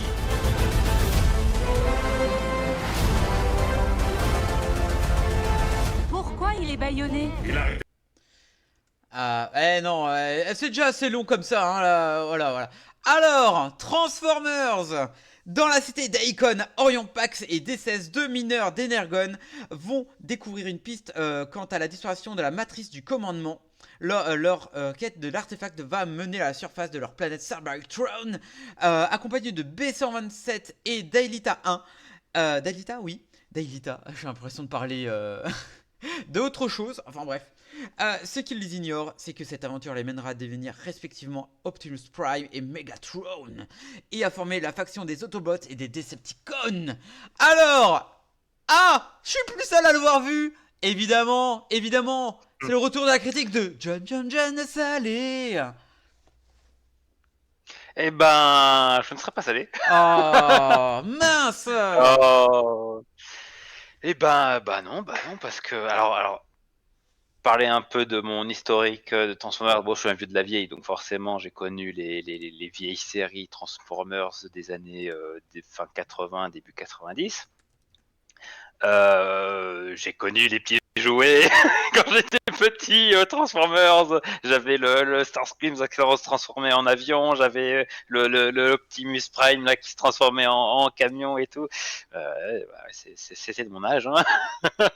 Et du coup, j'étais forcément comme tous les enfants à cet âge-là, fan de Transformers. J'adorais la série télé. Il y avait G.I. Joe à côté, il y avait comment ça s'appelle, Joyce Conquérant de Lumière, il y avait tous ces trucs là avec les figurines, il y en avait plein là. Mais le truc que j'ai aimé le plus à cette époque-là, c'était vraiment Transformers. J'étais fan, j'étais heureux. Il y avait vraiment une histoire, en plus une histoire correcte, avec un peu d'humour, ça changeait des autres séries de l'époque. toute série animée. Et après, bah, Transformers, c'est un peu tombé à l'oubli, on a grandi, voilà. Et Michael Bay est passé par là. Il a repris la licence des Transformers, et c'était de la merde. Le 1 est cool. Il y avait de l'action de partout. Le 1, bon, il se regarde. Ah, Il le- se regarde, mais j'ai- il faut arrêter. J'ai une bonne. Je suis désolé, mais j'adore le 2. Ça fait longtemps que je l'ai pas vu, mais j'ai une bonne. J'ai un bon souvenir, j'adore le 2. Megan Fox, ah ouais, j'ai compris, ouais. Les pyramides, pardon. Ouais, c'est ça. Et non, mais voilà, malheureusement, bon, Michael Bay, on a fait du Michael Bay, donc ce qui est intéressant, hein, c'est divertissant, on va pas le nier, mais c'est pas du Transformers et voilà, c'était trop et ça ne m'a pas intéressé. Je crois que j'en ai vu 3 et après je sais que c'est parti. Voilà. On avait voulu faire une critique de celui où ça se passait avec les dinosaures, je sais plus quoi là. Et j'ai commencé à le regarder et j'ai dit oh, c'est bon, je laisse tomber. C'est pas bien, c'est pas bien. Ouais, c'était nul. Et bon, je sais plus lequel c'était. Il y en a eu trop. Voilà. Et bah, quand celui-là est passé, voilà, bah, comme je dis, je suis sorti d'un tunnel. En sortant du tunnel, je vois Transformers One. Je dis qu'est-ce que c'est que ce truc? Je dis encore une merde à la Michael Bay. Et bah, je vais quand même regarder parce que j'avais envie d'être méchant, d'être critique, d'être salé, tu vois. Et étonnamment, bah non, c'était plutôt bien. Pourquoi c'était bien, vous allez me dire? Eh ben, mes amis, pourquoi c'est bien? Mais alors, dis-moi bah, tout. En fait, tout simplement parce qu'en fait, l'histoire est intéressante. D'une part, c'est-à-dire qu'en fait, le fait de recommencer, de refaire un commencement, de refaire, voilà, ça nous sort aussi de ces images de Megatron, Optimus. On les découvre déjà sous une autre forme, la forme avant le justement qu'ils soient tous les deux leaders de leur propre faction. Donc c'est intéressant, on les voit sous un autre jour, on voit une amitié, on voit aussi comment comment ils vivent aussi dans Cybertron, je crois que c'est la planète Cybertron. On découvre le lore avec ces histoires des aliens, il y a vraiment tout un lore, tout un système qui est mis en place, et franchement, en termes de découverte, je trouve ça intéressant. Je trouve ça vraiment plus intéressant. Ça change de toutes ces histoires, la Michael Bay, où de toute façon, ouais, c'est juste une histoire de voiture, de gonzesse, et vas-y, on fait tout exploser. Non, là, il y a vraiment quelque chose d'intéressant. Tu sens que les gens, enfin, qui leur manque quelque chose, tu vois, que c'est des personnages qui ont envie de se dépasser, qui sont capables de se dépasser, mais t'as l'impression qu'ils se sentent limités, ils ne savent pas pourquoi. Finalement, bah, en avançant dans l'aventure, ils découvrent pourquoi, parce qu'il leur manque quelque chose. Il leur manque le Spark. Quand justement on leur donne le Spark, ils peuvent se transformer, voilà, ça change déjà beaucoup de choses. Je sais plus comment il s'appelait en Megatron en mode avant, et donc du coup ils découvrent que quand ils découvrent ce mensonge, en fait c'est ça, c'est quand toute votre société est basée sur un mensonge, comment vous réagissez? Est-ce que vous voulez juste rétablir l'ordre en disant bon bah voilà, on recommence à zéro, mais en prenant des bonnes bases, ou alors vous dites non, c'est injuste ce qui nous est arrivé. Il y a un moment, c'est même inacceptable. C'est on rebâtit tout, mais on rebâtit en détruisant tout et on recommence tout. Non, on peut pas. Il faut tout éradiquer et repartir sur une nouvelle base. Ou bien c'est on reconstruit sur ce qui existe déjà et on essaye de faire mieux. C'est les deux points de vue de nos deux héros et je trouve ça intéressant. Mais malgré tout, en plus c'est ça qui est bien, c'est qu'il y a tout le lore avec cette entité alien, voilà, qui leur fait une guerre depuis des années, que les anciens Prime n'ont pas réussi à battre et voilà. Ça, c'est juste mis de côté. C'est-à-dire, il y a une menace, une énorme menace dans l'univers, dans cet univers-là, qui est juste montrée, qui est posée là, et qu'on n'en parle plus après. Oui. Parce qu'en fait, ce n'est pas encore dans l'histoire. Je trouve ça tellement fort. Parce que du coup, tu vois le conflit, tu vois les choses se développer, tu vois. Mais il y a quelque chose de plus gros encore derrière. Et ça, j'ai trouvé ça intéressant, en fait. De nous laisser, en fait, du mystère, de nous laisser vraiment de l'aventure. On a envie de découvrir cette aventure, en fait. On a envie d'avancer avec eux. Et voilà. Et ce conflit entre Megatron et Optimus, en fait, les deux ont raison. Mais les deux ont tort aussi. Voilà, c'est autant l'un que l'autre. Il n'y a pas de bon côté, il n'y a pas de mauvais côté. Et après, au final, c'est juste, est-ce que vous suivez le charismatique, leader qui est rempli d'espoir, d'optimisme. Optimus, ou bien celui j'aime qui bien. de toute façon, ouais c'est ça, ou bien vous allez suivre celui qui de toute façon est tellement fort, tellement impressionnant que personne va vouloir s'opposer à lui, Megatron. Et voilà, donc si personne peut s'opposer à lui, forcément il aura une vision que tout le monde va respecter. C'est deux cas de figure, voilà, et je trouve ça intéressant. Les combats sont plutôt bien faits, vu qu'il n'y a pas, malgré que j'avais peur qu'on soit surchargé d'explosions, non, il y a quand même une jolie Michael Bay. chorégraphie oui, voilà, une jolie chorégraphie des combats, c'est intéressant. Les transformations sont bien gérées, sont bien utilisées. Tu sens que c'est pas juste je transforme mon bras en canon, c'est juste un petit canon. Non, tu transformes mon bras en canon, ça fait peur. Les autres ont peur. C'est vraiment une menace, c'est vraiment pas quelque chose d'anodin. Voilà, j'ai aimé. L'animation est plutôt correcte, est fluide. Franchement, que dire, j'ai envie de continuer quoi.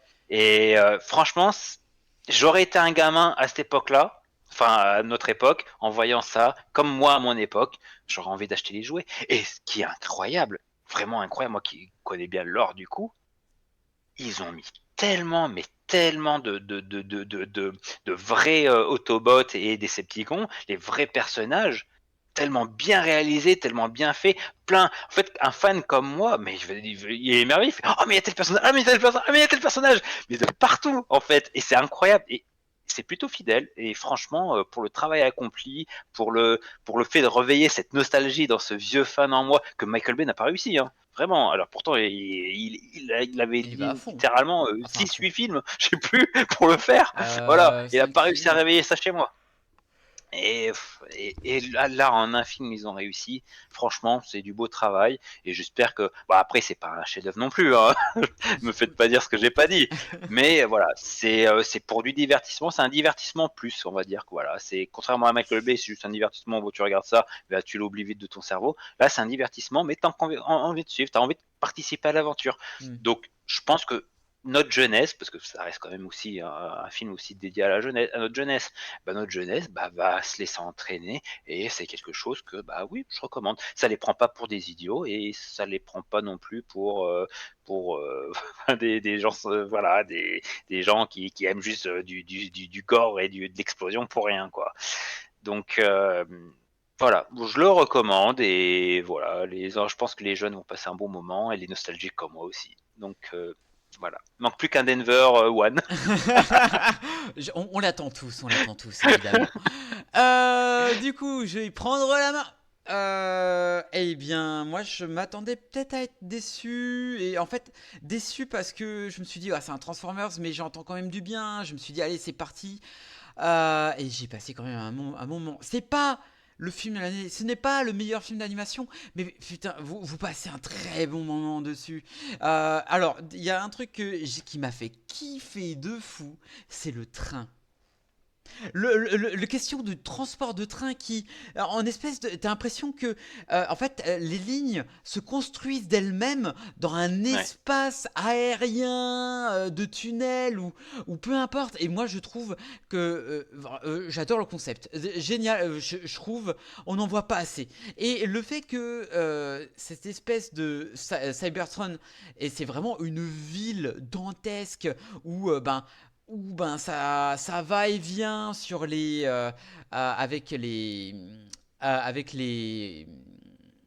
avec les transports, enfin voilà, tout est si diversifié, si on peut dire ça comme ça, et c'est super bien. Et le truc, c'est que, je sais pas si t'en as dit, ou alors j'ai zappé le truc, c'est qu'en fait, ça parle de la hiérarchie sociale dedans. Il n'y a pas qu'une guerre, il n'y a pas une question de méchant gentil, comme il y avait dans les premiers Transformers de Michael fucking Bay.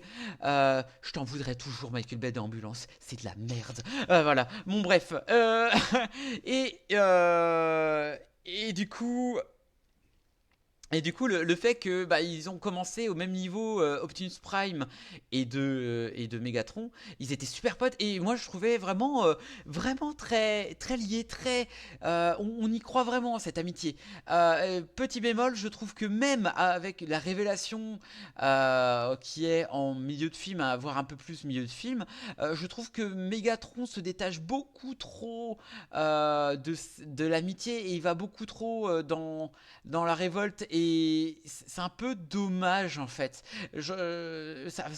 Ça va beaucoup trop rapidement. Je pense que c'est le seul bémol que je peux mettre à ce film, c'est la facilité scénaristique. J'avais l'impression de voir Daenerys Targaryen en version Mégatron. Ça a été beaucoup trop rapide. Bref.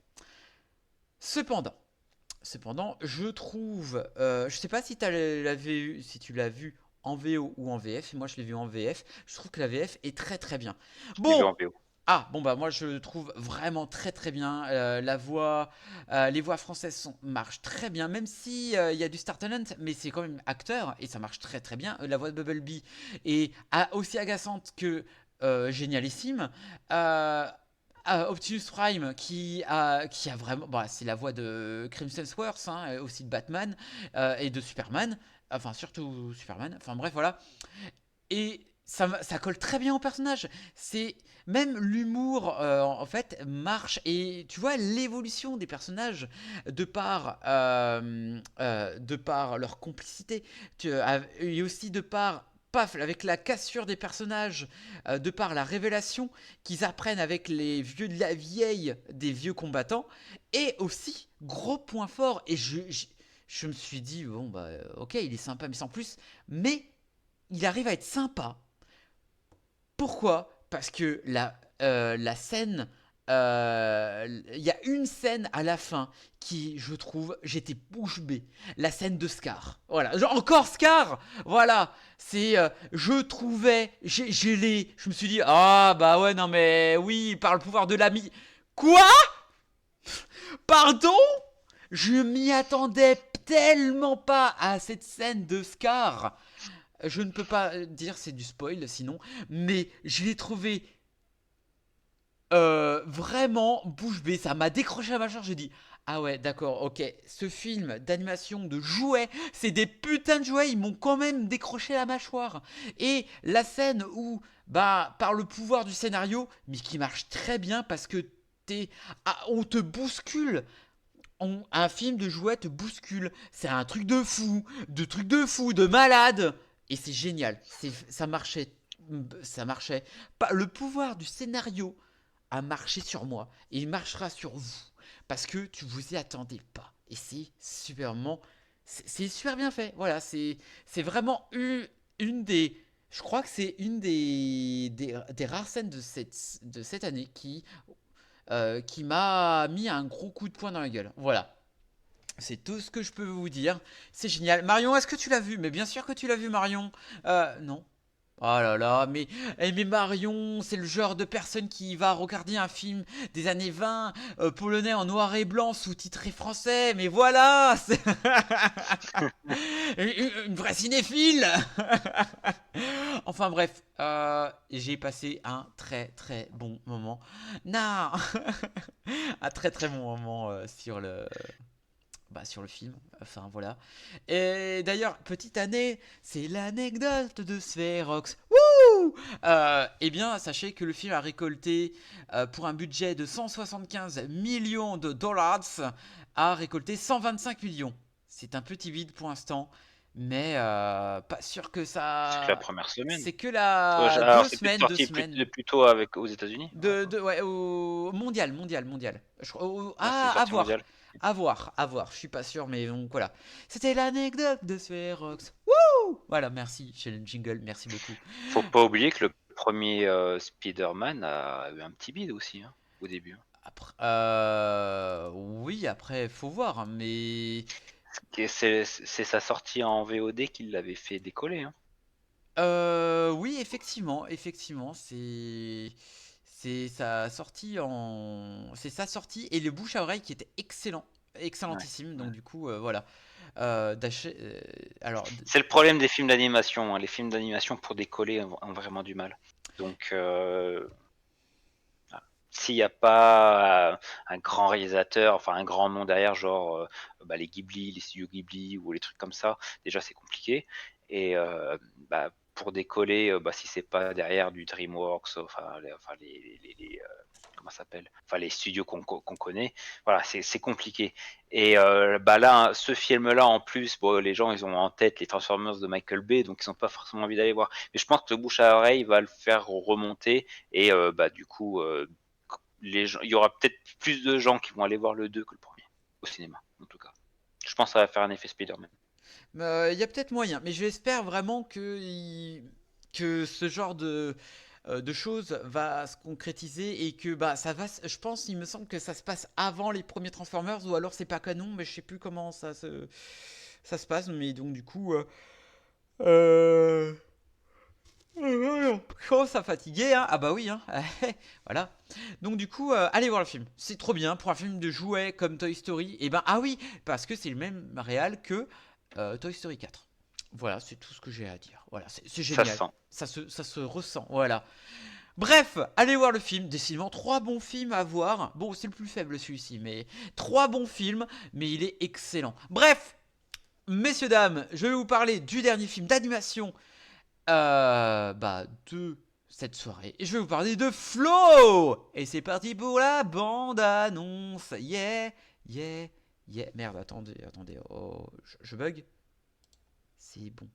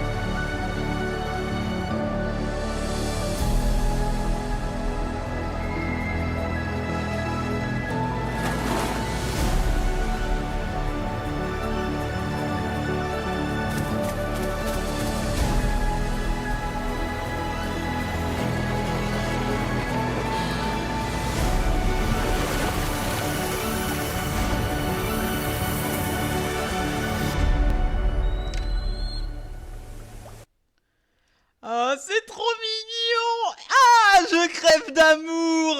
Pardon, excusez-moi, pardon. Donc, alors, Flo, un chat se réveille dans un univers envahi par l'eau où toute vie humaine semble avoir disparu. Il trouve refuge sur un bateau avec un groupe d'autres animaux, mais s'entendre avec eux s'avère un défi encore plus grand que de surmonter sa peur de l'eau. Tous devront désormais apprendre à surmonter leurs différences et à s'adapter au nouveau monde qui s'impose à eux. Alors, comment vous dire que j'ai été le voir juste avant The Substance et j'aurais dû le voir après The Substance parce que j'en avais gravement besoin de mignonitude. Voilà, je crois que je vais le voir avec mes enfants ce week-end. Mais oui, c'est trop beau, mais c'est trop mignon. Alors déjà, oui, incroyable. Il est incroyable visuellement, sauf qu'il est trop. Ouais. Il y a trop de bricolage, mais quelle idée. Alors, déjà, est-ce que c'est le film d'animation de l'année ? Il est en concurrence avec le Robot Sauvage. Allez voir le Robot Sauvage, il est vachement cool. Allez voir le Robot Sauvage. Meilleur film d'animation. Allez voir le Robot Sauvage. Parce que c'est un film très peu connu. Voilà. Du coup, Flo, je l'ai trouvé déjà. Alors, je dirais même c'est une mignonitude. Voilà, j'ai fait le mot. Voilà, je suis fier. Merci. J'ai gagné au Scrabble.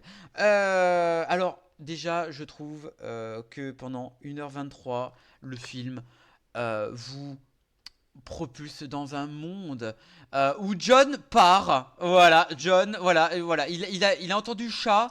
monde, mignonitude, il part, voilà. Sauf qu'il est trop... Voilà. Ouais, bah ça, oui, évidemment. Et du coup, je l'ai trouvé très poétique. Vraiment d'une splendeur dans le naturel. Ah bah oui, un chat! Un chat! Un chat! Et vraiment, ce film a vraiment le gros point positif du film, vraiment ce naturalisme qu'il arrive à mettre, à mettre vraiment à première hauteur, mais je vois une queue, voilà, c'est normal.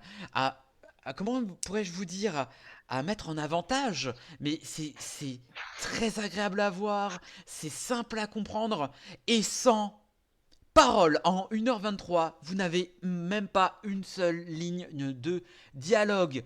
Vraiment, vous pouvez aller le voir avec vos amis étrangers, vous pouvez le voir avec vos enfants. Vous allez comprendre le film.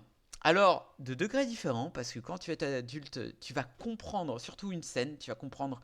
C'est génial. Et tu as une espèce, ce petit côté, comment pourrais-je dire, d'aventure un peu épique, un peu à l'arche de Noé, l'arche du Minou, on appelle ça comme ça. Mais c'est génial, et le truc c'est que ça reste très animal, donc t'as pas, dans le sens animal, t'as pas le petit côté qui tomberait dans le piège où tu mets un petit côté humaniste, enfin humain, de genre vas-y, t'as un espèce de un chat qui va avoir des espèces de, comment pourrais-je dire, des aspects typiques humains, un peu comme le film Cats. Ah là, je ne l'ai pas vu, j'ai pas envie de voir. Mais c'est incroyable. C'est simple. Ça vous procure de l'émotion. Et en parlant de ça, de l'émotion, toutes les scènes que vous allez voir, vous allez comprendre qu'est-ce que le chat va ressentir. Et vous avez, d'ailleurs, il y a des scènes où, par exemple, le chat va se perdre, va se faire poursuivre, va se mettre en danger. Mais vous avez le cœur qui crève pour ce pixel, en fait, pour ce chat en pixel trop mignon. Trop mignon, oui, je l'ai dit, voilà, je vais le redire. Mais c'est trop beau. Et le fait qu'il va se faire à Miami avec des différents animaux, pardon, voilà, j'en perds mon latin. Et c'est super, et vraiment, ça fait vraiment ce petit arche de Noé. Et vraiment, mention spéciale sur le fait que, à un moment donné, il va se passer une scène, clé dans le récit au-dessus de tout au-dessus. Voilà, je ne pourrais pas vous dire quoi, mais une scène qui m'a fendu le cœur. J'ai waouh sur un espèce un peu de spiritualité, de spiritualité. C'est tout ce que je peux vous dire, et c'est une scène qui m'a le plus marqué de cette année. Encore une fois, oui, encore un film d'animation qui m'a marqué. Oui, j'y peux rien, voilà, je l'ai dit. Mais c'est incroyable, et le fait aussi que ce film ne donne aucunement un lien de réponse avec ce qui s'est passé, de pourquoi ou du comment l'humanité n'est plus là. On n'a pas ça, et en fait c'est pas ce qui nous intéresse, mais vraiment pas. Et c'est d'où la force. On suit l'aventure d'un chat, et ce chat là, il va être vraiment notre parcours, notre œil d'aventure dessus, et c'est extraordinairement bien, c'est génial. Mais je me demande encore pourquoi il n'y est pas dans tous les cinémas. Il y est dans les cinémas d'art et d'essai. Les pâtés, c'est un pâté sur deux. Mais il mérite tellement d'amour, ce film. Tout le monde peut aller le voir, tout le monde peut le comprendre. Il n'y a pas Si, il y a de la politique dessus. C'est une question de... Parce que toute œuvre est politique, voilà. Mais c'est une œuvre aussi de l'acceptation de nos différences. C'est l'acceptation vraiment de survie. C'est même si tu es différent, on t'accepte parce que il faut. C'est une question de bonté et de bon sens. Et on apprend à vivre malgré nos différences. Un peu comme le robot sauvage. Allez voir le robot sauvage, pardon. Mais... Ah, Flo, c'est 1h23 de pur bonheur qui respire vraiment ce petit côté muet qui d'ailleurs a... Alors, d'ailleurs, pour vous, qu'est-ce que le cinéma? Le cinéma, c'est de nous procurer des émotions par rapport à l'image. Et ben, pendant 1h23, c'est ça. Aucune ligne de dialogue, que de l'aventure, que des rebondissements sans dialogue, montrer de par les faits et gestes des animaux, tout animaux, et il y a un peu de musique là où il faut. Et des fois, t'as pas besoin de musique, t'as juste les personnages, les animaux, pendant une scène, juste ça pour nous raconter une histoire. Et ça, c'est fort. Généralement, là, on est abreuvé de films avec une OST, des personnages qui dit des trucs, voilà, et ça surcut, et le film en soi ne surcut pas ces scènes. Il y a des scènes qui sont à rallonge, mais dans le bon sens du terme. C'est vraiment dans les, on va dire, Marvel ou dans d'autres films blockbuster-esque, t'as des séquences qui ne durent pas plus de 5 secondes, voilà, des séquences, pas des séquences, mais vraiment des plans pas plus de 5-7 secondes. Là, tu as des plans qui, la caméra va accompagner l'action, le mouvement, ou certains animals ou animaux, voilà, mais il va l'accompagner. C'est tendre, c'est beau, ça ne déchire pas l'œil, c'est hyper agréable. Il faut aller voir ce film. Voilà, allez le voir, il est succulent de bonheur. Voilà, je le dis, succulent de mignonitude, d'amour. Voilà. Et ce qui me fait penser, c'est que avec tous les films d'animation qu'il y a eu là pendant ce mois-ci, avec le robot sauvage, allez voir Robot sauvage. Petit film d'animation pas très connu. J'ai trop envie d'aller au festival de films d'animation d'Annecy, voilà, qui est au mois de juin, je crois, donc, ou juillet, ou un truc du genre. Bref, allez voir, c'est trop mignon, je le répéterai jamais assez. Bref, voilà, allez voir. Enfin bref, messieurs, dames, est-ce que vous avez des questions avant qu'on passe à un film pas super bien connu d'un réalisateur? Moi, je dis de toute façon, dans tous les cas, hein, c'est un film qui triche, il y a un chat. Oui, voilà. Oui, effectivement. Ça triche un tout petit peu, effectivement. Ils auraient fait la même chose, c'était un chien, ça aurait pas marché. Non, c'est trop con, il voit un os, il se barre et il oublie le scénar. Bah voilà. Il y a presque ça dedans, mais ça marche très bien. Mais je n'en dirai pas plus. Voilà. Enfin bref, maintenant, on en a fini avec les films du présent. Maintenant, il est temps de parler du lourd, du très très lourd, du film de Ridley Scott des années 2000. Et bien sorti pour The Gladiator. Et c'est parti pour la bande-annonce. Ouais. Alors, si tu veux te mettre, voilà. Mon nom est Maximus Decimus Meridius. Commandant en chef des armées du Nord. Général des Légions Félix. Mais j'aurai ma vengeance. Dans cette vie ou dans l'autre.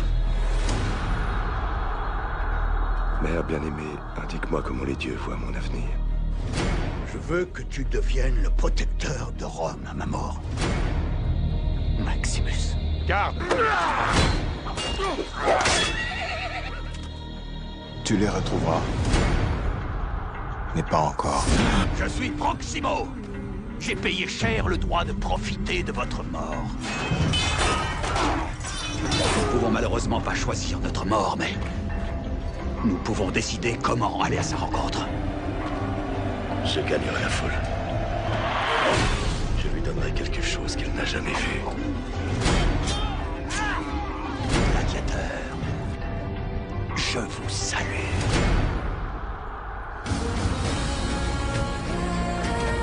Tu as un nom célèbre. Il lui faut tuer ton nom avant de te tuer toi.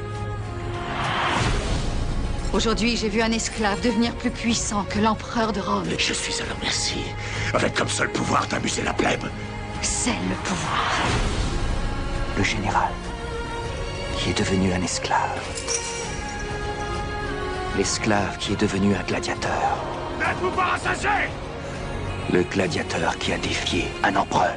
Marc Aurèle avait un rêve qui s'appelait Rome Proximo. Ce n'est pas ça. Ce n'est pas ça. Ce que l'on fait dans sa vie résonne dans l'éternité.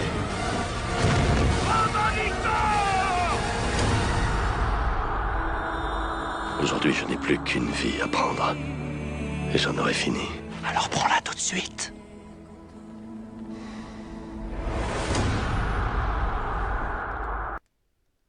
Ah, vous l'attendiez ce film, vous l'attendiez, tellement pas connu, je l'ai vu il y a une semaine. Ah, il en a de la chance ce film, il en a de la chance. Alors, le synopsis, le général romain Maximus est le plus fidèle soutien de l'empereur Marc Aurèle, San, pardon, j'ai fait la blague, qui l'a conduit de victoire en victoire. Mais ouais, j'avoue, putain. Ah, c'est marrant. Oh la vache. Jaloux de prestige de Maximus et plus encore de l'amour qu'il lui voue l'empereur, le fils Marc Aurèle, commode. C'est pas très commode, dis donc. Bref, faut vraiment que j'arrête. C'est une blague dans Shrek. Oh la vache. Oh, c'est pas très gentil. Commode s'arrange brutalement s'arroge brutalement le pouvoir, puis ordonne l'arrestation du général et son exécution. Maximus échappe à ses assassins sans pli. Oh putain, faut que j'arrête. Mais ne peut empêcher le massacre de sa famille. Capturé par un marchand d'esclaves, il devient gladiateur et prépare sa vengeance. Alors John, qu'est-ce que tu en as pensé? C'était nul, voilà. Non, je plaisante. Oh là là. Alors, Gladiator, sorti en 2000, qui a été le premier film qui m'a marqué. Donc, c'est le film, mon premier top 1, voilà, mon premier film de cœur, mon premier film que je conseillais à tout le monde. Et voilà. Donc, et ce qui m'a fait aimer, forcément, Ridley Scott, que j'ai adoré après toute sa filmographie, ou presque. Quelques déchets quand même. Mais voilà. Et Gladiator. Alors, Gladiator, comment en parler? En fait, il faut se rappeler de l'époque. Les péplums, c'était devenu has-been. C'était nul. C'était oublié. Voilà. Plus personne n'en faisait. Et un petit réalisateur, pas très connu, il avait fait quelques petits films, Blade Runner, Alien, c'est des films pas très connus, hein, s'est dit, et si je ressuscitais un genre? Et en fait, il l'a fait avec brio. Gladiator, c'est un film en fait qui, pourtant, a beaucoup de violence, hein. On voit dans ces scènes de combat très violentes, très presque gore en fait, hein. C'est presque horrifique. Et mais donc voilà, mais c'est un film qui porte vraiment le message de l'amour, alors que c'est contradictoire, mais c'est tellement bien fait. Et en fait, c'est ça, c'est le thème principal de Gladiator, c'est l'amour. Et en plus de la République et des valeurs et voilà. Et en fait, je trouve ça incroyable que malgré toute la violence qu'il y a, autant dans la guerre, dans les combats de gladiateurs, que le thème principal ce soit ça. On le voit en fait en fonction donc de pourquoi se bat Maximus. Pour à la base, il fait la guerre pour pouvoir retrouver sa famille. Il refuse le titre d'empereur pour retrouver sa famille, parce que voilà, pour lui c'est plus important sa famille que. Mais finalement il se dit ouais, mais finalement est-ce que je peux accepter d'être avec ma famille en délaissant, bah voilà, l'amour qu'il avait pour cette figure de paternel que représentait Marc Aurèle. Donc il s'est dit peut-être qu'il faut que je fasse ses dernières volontés, au moins c'est mon dernier travail. En fait, c'est ça, c'est tout cet aspect voilà de ce que les gens doivent par amour, voilà. Et j'ai adoré ce personnage de Commodore, l'opposé direct de Maximus, qui, par amour, est capable de faire tellement plus, par manque d'amour plutôt. C'est ça qui est fou. C'est que Marc Aurèle le disait très bien. C'était un grand homme, voilà, on va s'en souvenir, voilà, il avait peur de savoir comment les gens allaient s'en souvenir. Par contre, quand il parlait à ses enfants, il le disait tout le temps, c'était un mauvais père. Même sa fille lui disait à un moment dans une scène, faisons semblant que tu es un bon père et que moi je suis une fille aimante. Voilà, parce que c'est pas le cas. Et en fait, c'est ça, Marc Aurèle a été... Voilà, ce personnage nous est montré comme quelqu'un qui a été un grand roi, un grand empereur, un grand conquérant, mais qui n'a pas su transmettre de l'amour à ses enfants.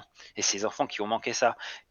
La fille est devenue un personnage juste doté de survie qui va souffrir justement parce que la seule chose qu'elle est capable de faire c'est d'essayer de survivre, même si pour ça elle va être emprisonnée, cloisonnée, vivre dans une émotion restreinte dans cette relation qu'elle a avec Commode qui est horrible, vraiment c'est d'une toxicité éprouvante. Et Commode qui est prêt à tout pour être aimé. D'abord, il voulait être aimé par son père et ensuite, il veut être aimé par son peuple. Et il est prêt à tout pour ça. Et finalement, à chaque fois, il ne l'a pas cet amour parce qu'il y a toujours une ombre au tableau, c'est ce fameux Maximus. Et forcément, il essaye de l'écarter, mais il revient toujours à la charge. Et en fait, ce combat en fait pour cette vengeance, parce que ça reste un film de vengeance, mais en fait cette vengeance sur des valeurs en fait aussi fortes que l'amour, la République. En fait, qu'est-ce que c'est que la République? Parce que la République, pourquoi défendre les valeurs de la pourquoi défendre les valeurs de la République de Rome en fait? C'est ça. C'est parce qu'en fait, c'est ce qu'on veut transmettre, c'est ce qu'on a besoin de transmettre. On a besoin de transmettre au peuple l'idée que l'avenir sera meilleur. Et j'ai bien aimé aussi ce que représente le Colisée. Pendant tout le long, on a l'impression que le peuple, c'est marrant, parce que Commode, à un moment, il le dit, le Sénat aussi, ils disent oui, mais de toute façon, le peuple, dès qu'on leur donne un peu de jeu, un peu de pain, un peu voilà, ils font comme ça, ils font ce qu'ils veulent, en fait, on en fait ce qu'on veut. Non, le peuple, non, il aime les légendes, il aime l'histoire, en fait, il aime les noms. Et en fait, Maximus, c'est ce nom, c'est cet espoir qu'il représente. Ce qui est incroyable, c'est que à l'époque, Russell Crowe, c'était un petit acteur pas très connu, en fait, un petit acteur lambda. Pour jouer un grand rôle comme ça, il fallait le sortir, Russell Crowe. Et en fait, effectivement, il a sorti l'écran. Je ne dirais rien sur cette blague.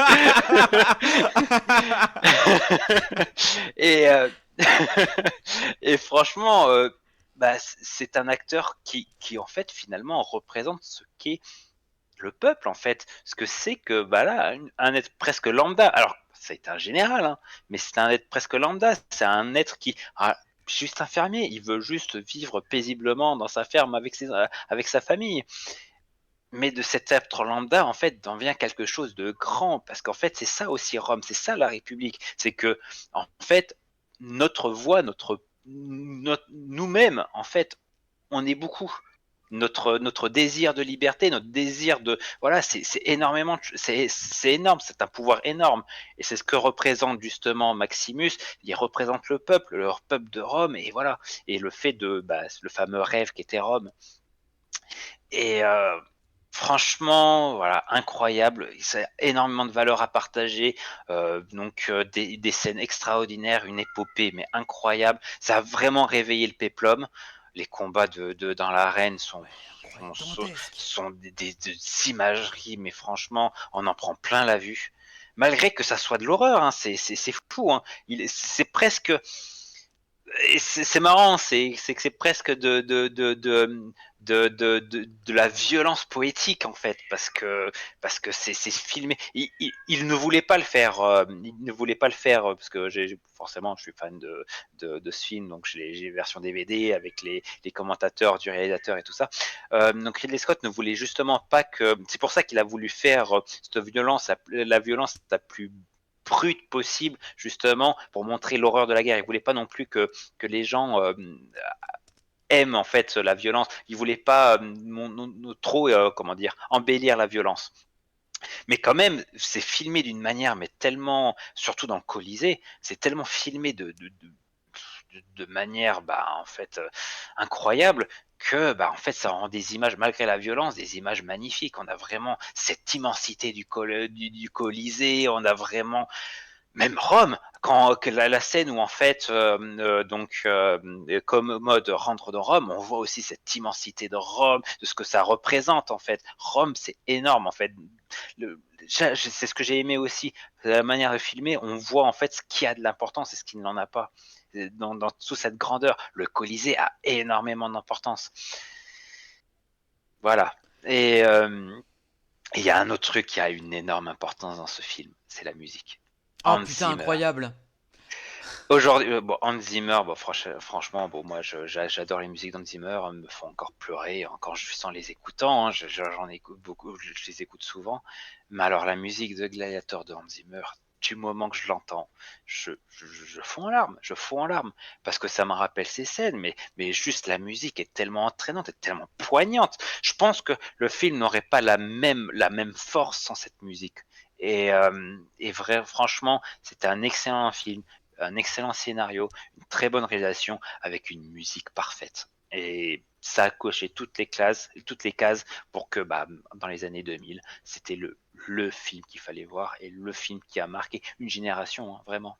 Ah bon, en 2001, Le Seigneur des Anneaux est sorti et a tout révolutionné aussi. Mais voilà, ça c'est un autre débat pour une autre moment. Mais voilà. Voilà, donc voilà. Ça a été, moi ça a été ma découverte du cinéma, ça a été à partir des années 2000, 2001 et 2002. Donc moi j'ai commencé avec Gladiator qui m'a vraiment ébloui et après Seigneur des Anneaux et tout ce qui va suivre derrière.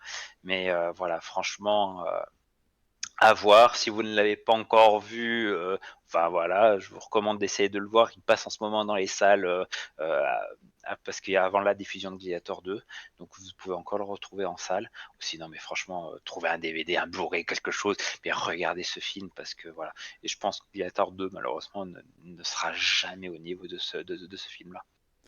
Voilà. Par contre, ce n'est pas le meilleur de Ridley Scott. J'en dis beaucoup de bien. C'est loin d'être l'un des meilleurs Ridley Scott. Ridley Scott a fait des meilleurs films. Pour ça. Et ça. Ah oui, mais par exemple. Mais le dernier duel, je trouve que en termes de réalisation, est bien plus intéressante que Gladiator, par exemple. Mais c'est dans la filmographie de Ridley Scott, c'est le film en fait qui a donné une autre dimension à Ridley Scott, qui a donné, qui a vraiment ému une génération. Et si autant de gens parlent de Ridley Scott, en plus d'Alien, de films, parce que malheureusement, sur certains de ses films, on va dire qu'il a eu presque un éclair de génie, parce qu'il y a plein de choses qu'il a jamais su reproduire. Gladiator, c'est vraiment le truc qui a marqué une génération, qui a marqué sa filmographie, dans le sens où c'est du grand divertissement, c'est pas quelque chose qui a été fait pour faire du grand cinéma. Mais en fait, a tellement, pour l'époque, changé les choses que voilà, ça restera, je pense, dans l'histoire du cinéma pour ça. Voilà. Eh bien, à contraire de toi, alors j'ai vu Gladiator, c'était il y a très longtemps, c'était sur ma télé cathodique, et je me souviens très très peu de choses en fait, je me souviens quelques trucs de l'arène, et quelques séquences par-ci par-là, mais j'avais la flemme de regarder. Et le fait qu'ils sortent officiellement la suite de Gladiator 2. Alors, je n'ai pas trop vu le synopsis, mais à chaque fois je vois la bande-annonce, donc je me doute. Et je me suis dit, tiens John, Eh ben pourquoi pas tu viennes parler d'un de tes films préférés, aka un petit film pas très connu, voilà. Et du coup, je me suis dit tiens bah je vais passer. Et du coup, je vais faire mon gros connard. Je suis désolé, mais vraiment je suis désolé. Et quand j'ai entendu certaines notes, j'ai dit mais c'est la musique de Apprends-nous à laisser. J'ai dit ah putain ça m'a tellement matrixé. Enfin bref voilà oui j'ai comparé deux trucs. Je sais je suis mon ennemi je sais. Enfin bref mais du coup pour être un peu plus sérieux je trouve vraiment c'est un super blockbuster des années 2000 mais vraiment c'est dantesque et vraiment j'étais sublimé presque horrifié de par l'aspect esthétique de la grosse bataille du début qui est vraiment incroyable, qui est digne qui est vraiment l'un des plus grandes batailles moyenâgeux si on peut dire ça comme ça, enfin romain. Mais c'est vraiment très très bien, les chorégraphies sont belles, les actions sont brutales, et c'est vraiment bien. Et qu'on suit l'aventure de quelqu'un de droit, de très adroit et tout. Et du fait que après, c'est pas un scénario incroyable. T'as déjà vu, déjà revu et tout. On peut même faire une espèce de similarité avec Transformers. Hein. Oui. J'ai fait une similarité avec des machines. Et alors mais tu vois, des personnes qui veulent absolument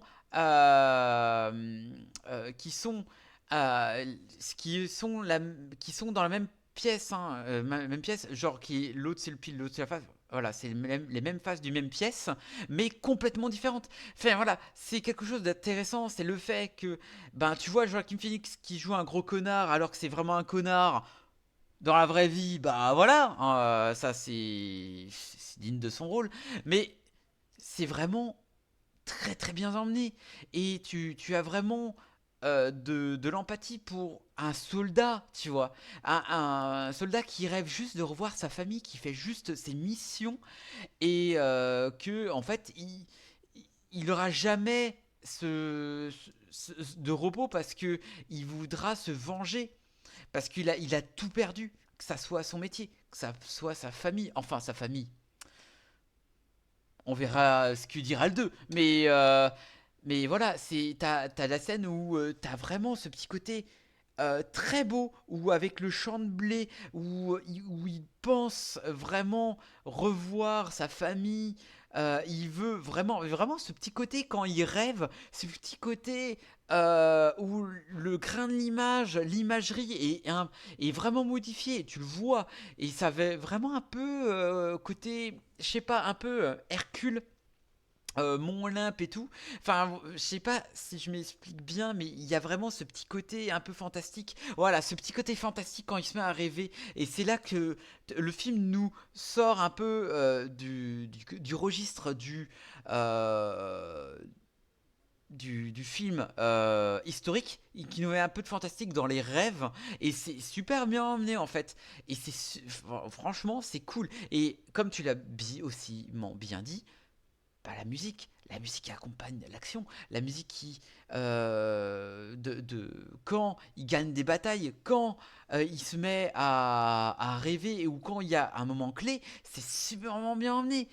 Oh là là, mais c'est super bien. Et t'as vraiment ce petit côté révolte et tout, un peu côté gilet jaune 20 ans avant, mais c'est super bien emmené, et le rythme fait qu'on s'emmerde aucunement, même si il est pardon. Il est vraiment sur cet aspect oui je suis Maximus, il a été plus bas que terre, et il va évoluer pour devenir un magnifique papillon, enfin dans la bataille, voilà, hein. Mais franchement, j'ai très peur de la suite. J'ai très peur d'une suite qui est vraiment... est-ce qu'il y avait besoin? Réponse dans 2 semaines, dans What the Ciné. Voilà, ça va être bien.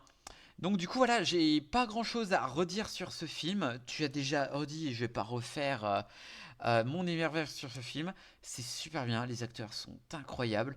Et revoir Richard Harris, qui est, qui est un très grand acteur, qui n'a pas fait que Dumbledore d'ailleurs, hein, mais franchement c'est génial. Et si vous avez encore le temps de le voir avant la sortie, faites-vous plaisir, il est disponible sur Prime Video ou Netflix, Prime Video, gratuitement. Voilà, donc du coup, faites-vous plaisir, c'est génial. Voilà, et en plus, pour finir ça, faites-le découvrir pour ce film qui est pas très connu, par un acteur pas très connu, qui a sorti les crocs pour ça. J'en suis assez fier, j'en suis très très fier de cette blague. Bref. Bah en tout cas, voilà, on est fatigué, à l'aide. Bref, allez, bah sur ce, c'était franchement un très bon cru pour ce What the Ciné. J'ai kiffé. Oui. Voilà, et surtout le retour de John, j'espère qu'il sera là. Très bon cru pour ma sortie du tunnel. La sortie du tunnel, j'espère que la sortie du tunnel, tu resteras dans ce tunnel, enfin, entre guillemets. Bref, tout ça pour vous dire, pour vous teaser que dans 2 semaines, on vous parlera de Gladiator. Voilà, ça peut être pas mal. Voilà, ça peut être cool. Donc du coup, voilà, ça peut être bien. Et ensuite, en film rétro, on parlera du Nom de la Rose. Voilà, je l'ai promis à Lolo que je le ferai. Donc du coup, on le fera, John. N'est-ce pas, John ? Ok. Bref. Si je suis pas dans un tunnel d'ici là, ouais, voilà. J'espère. Bref, allez, sur ce, messieurs, dames, c'était Serox en compagnie de John, le salé qui était pas salé. Bref, à dans 2 semaines. C'était ciao. Allez, ciao. Allez voir des films.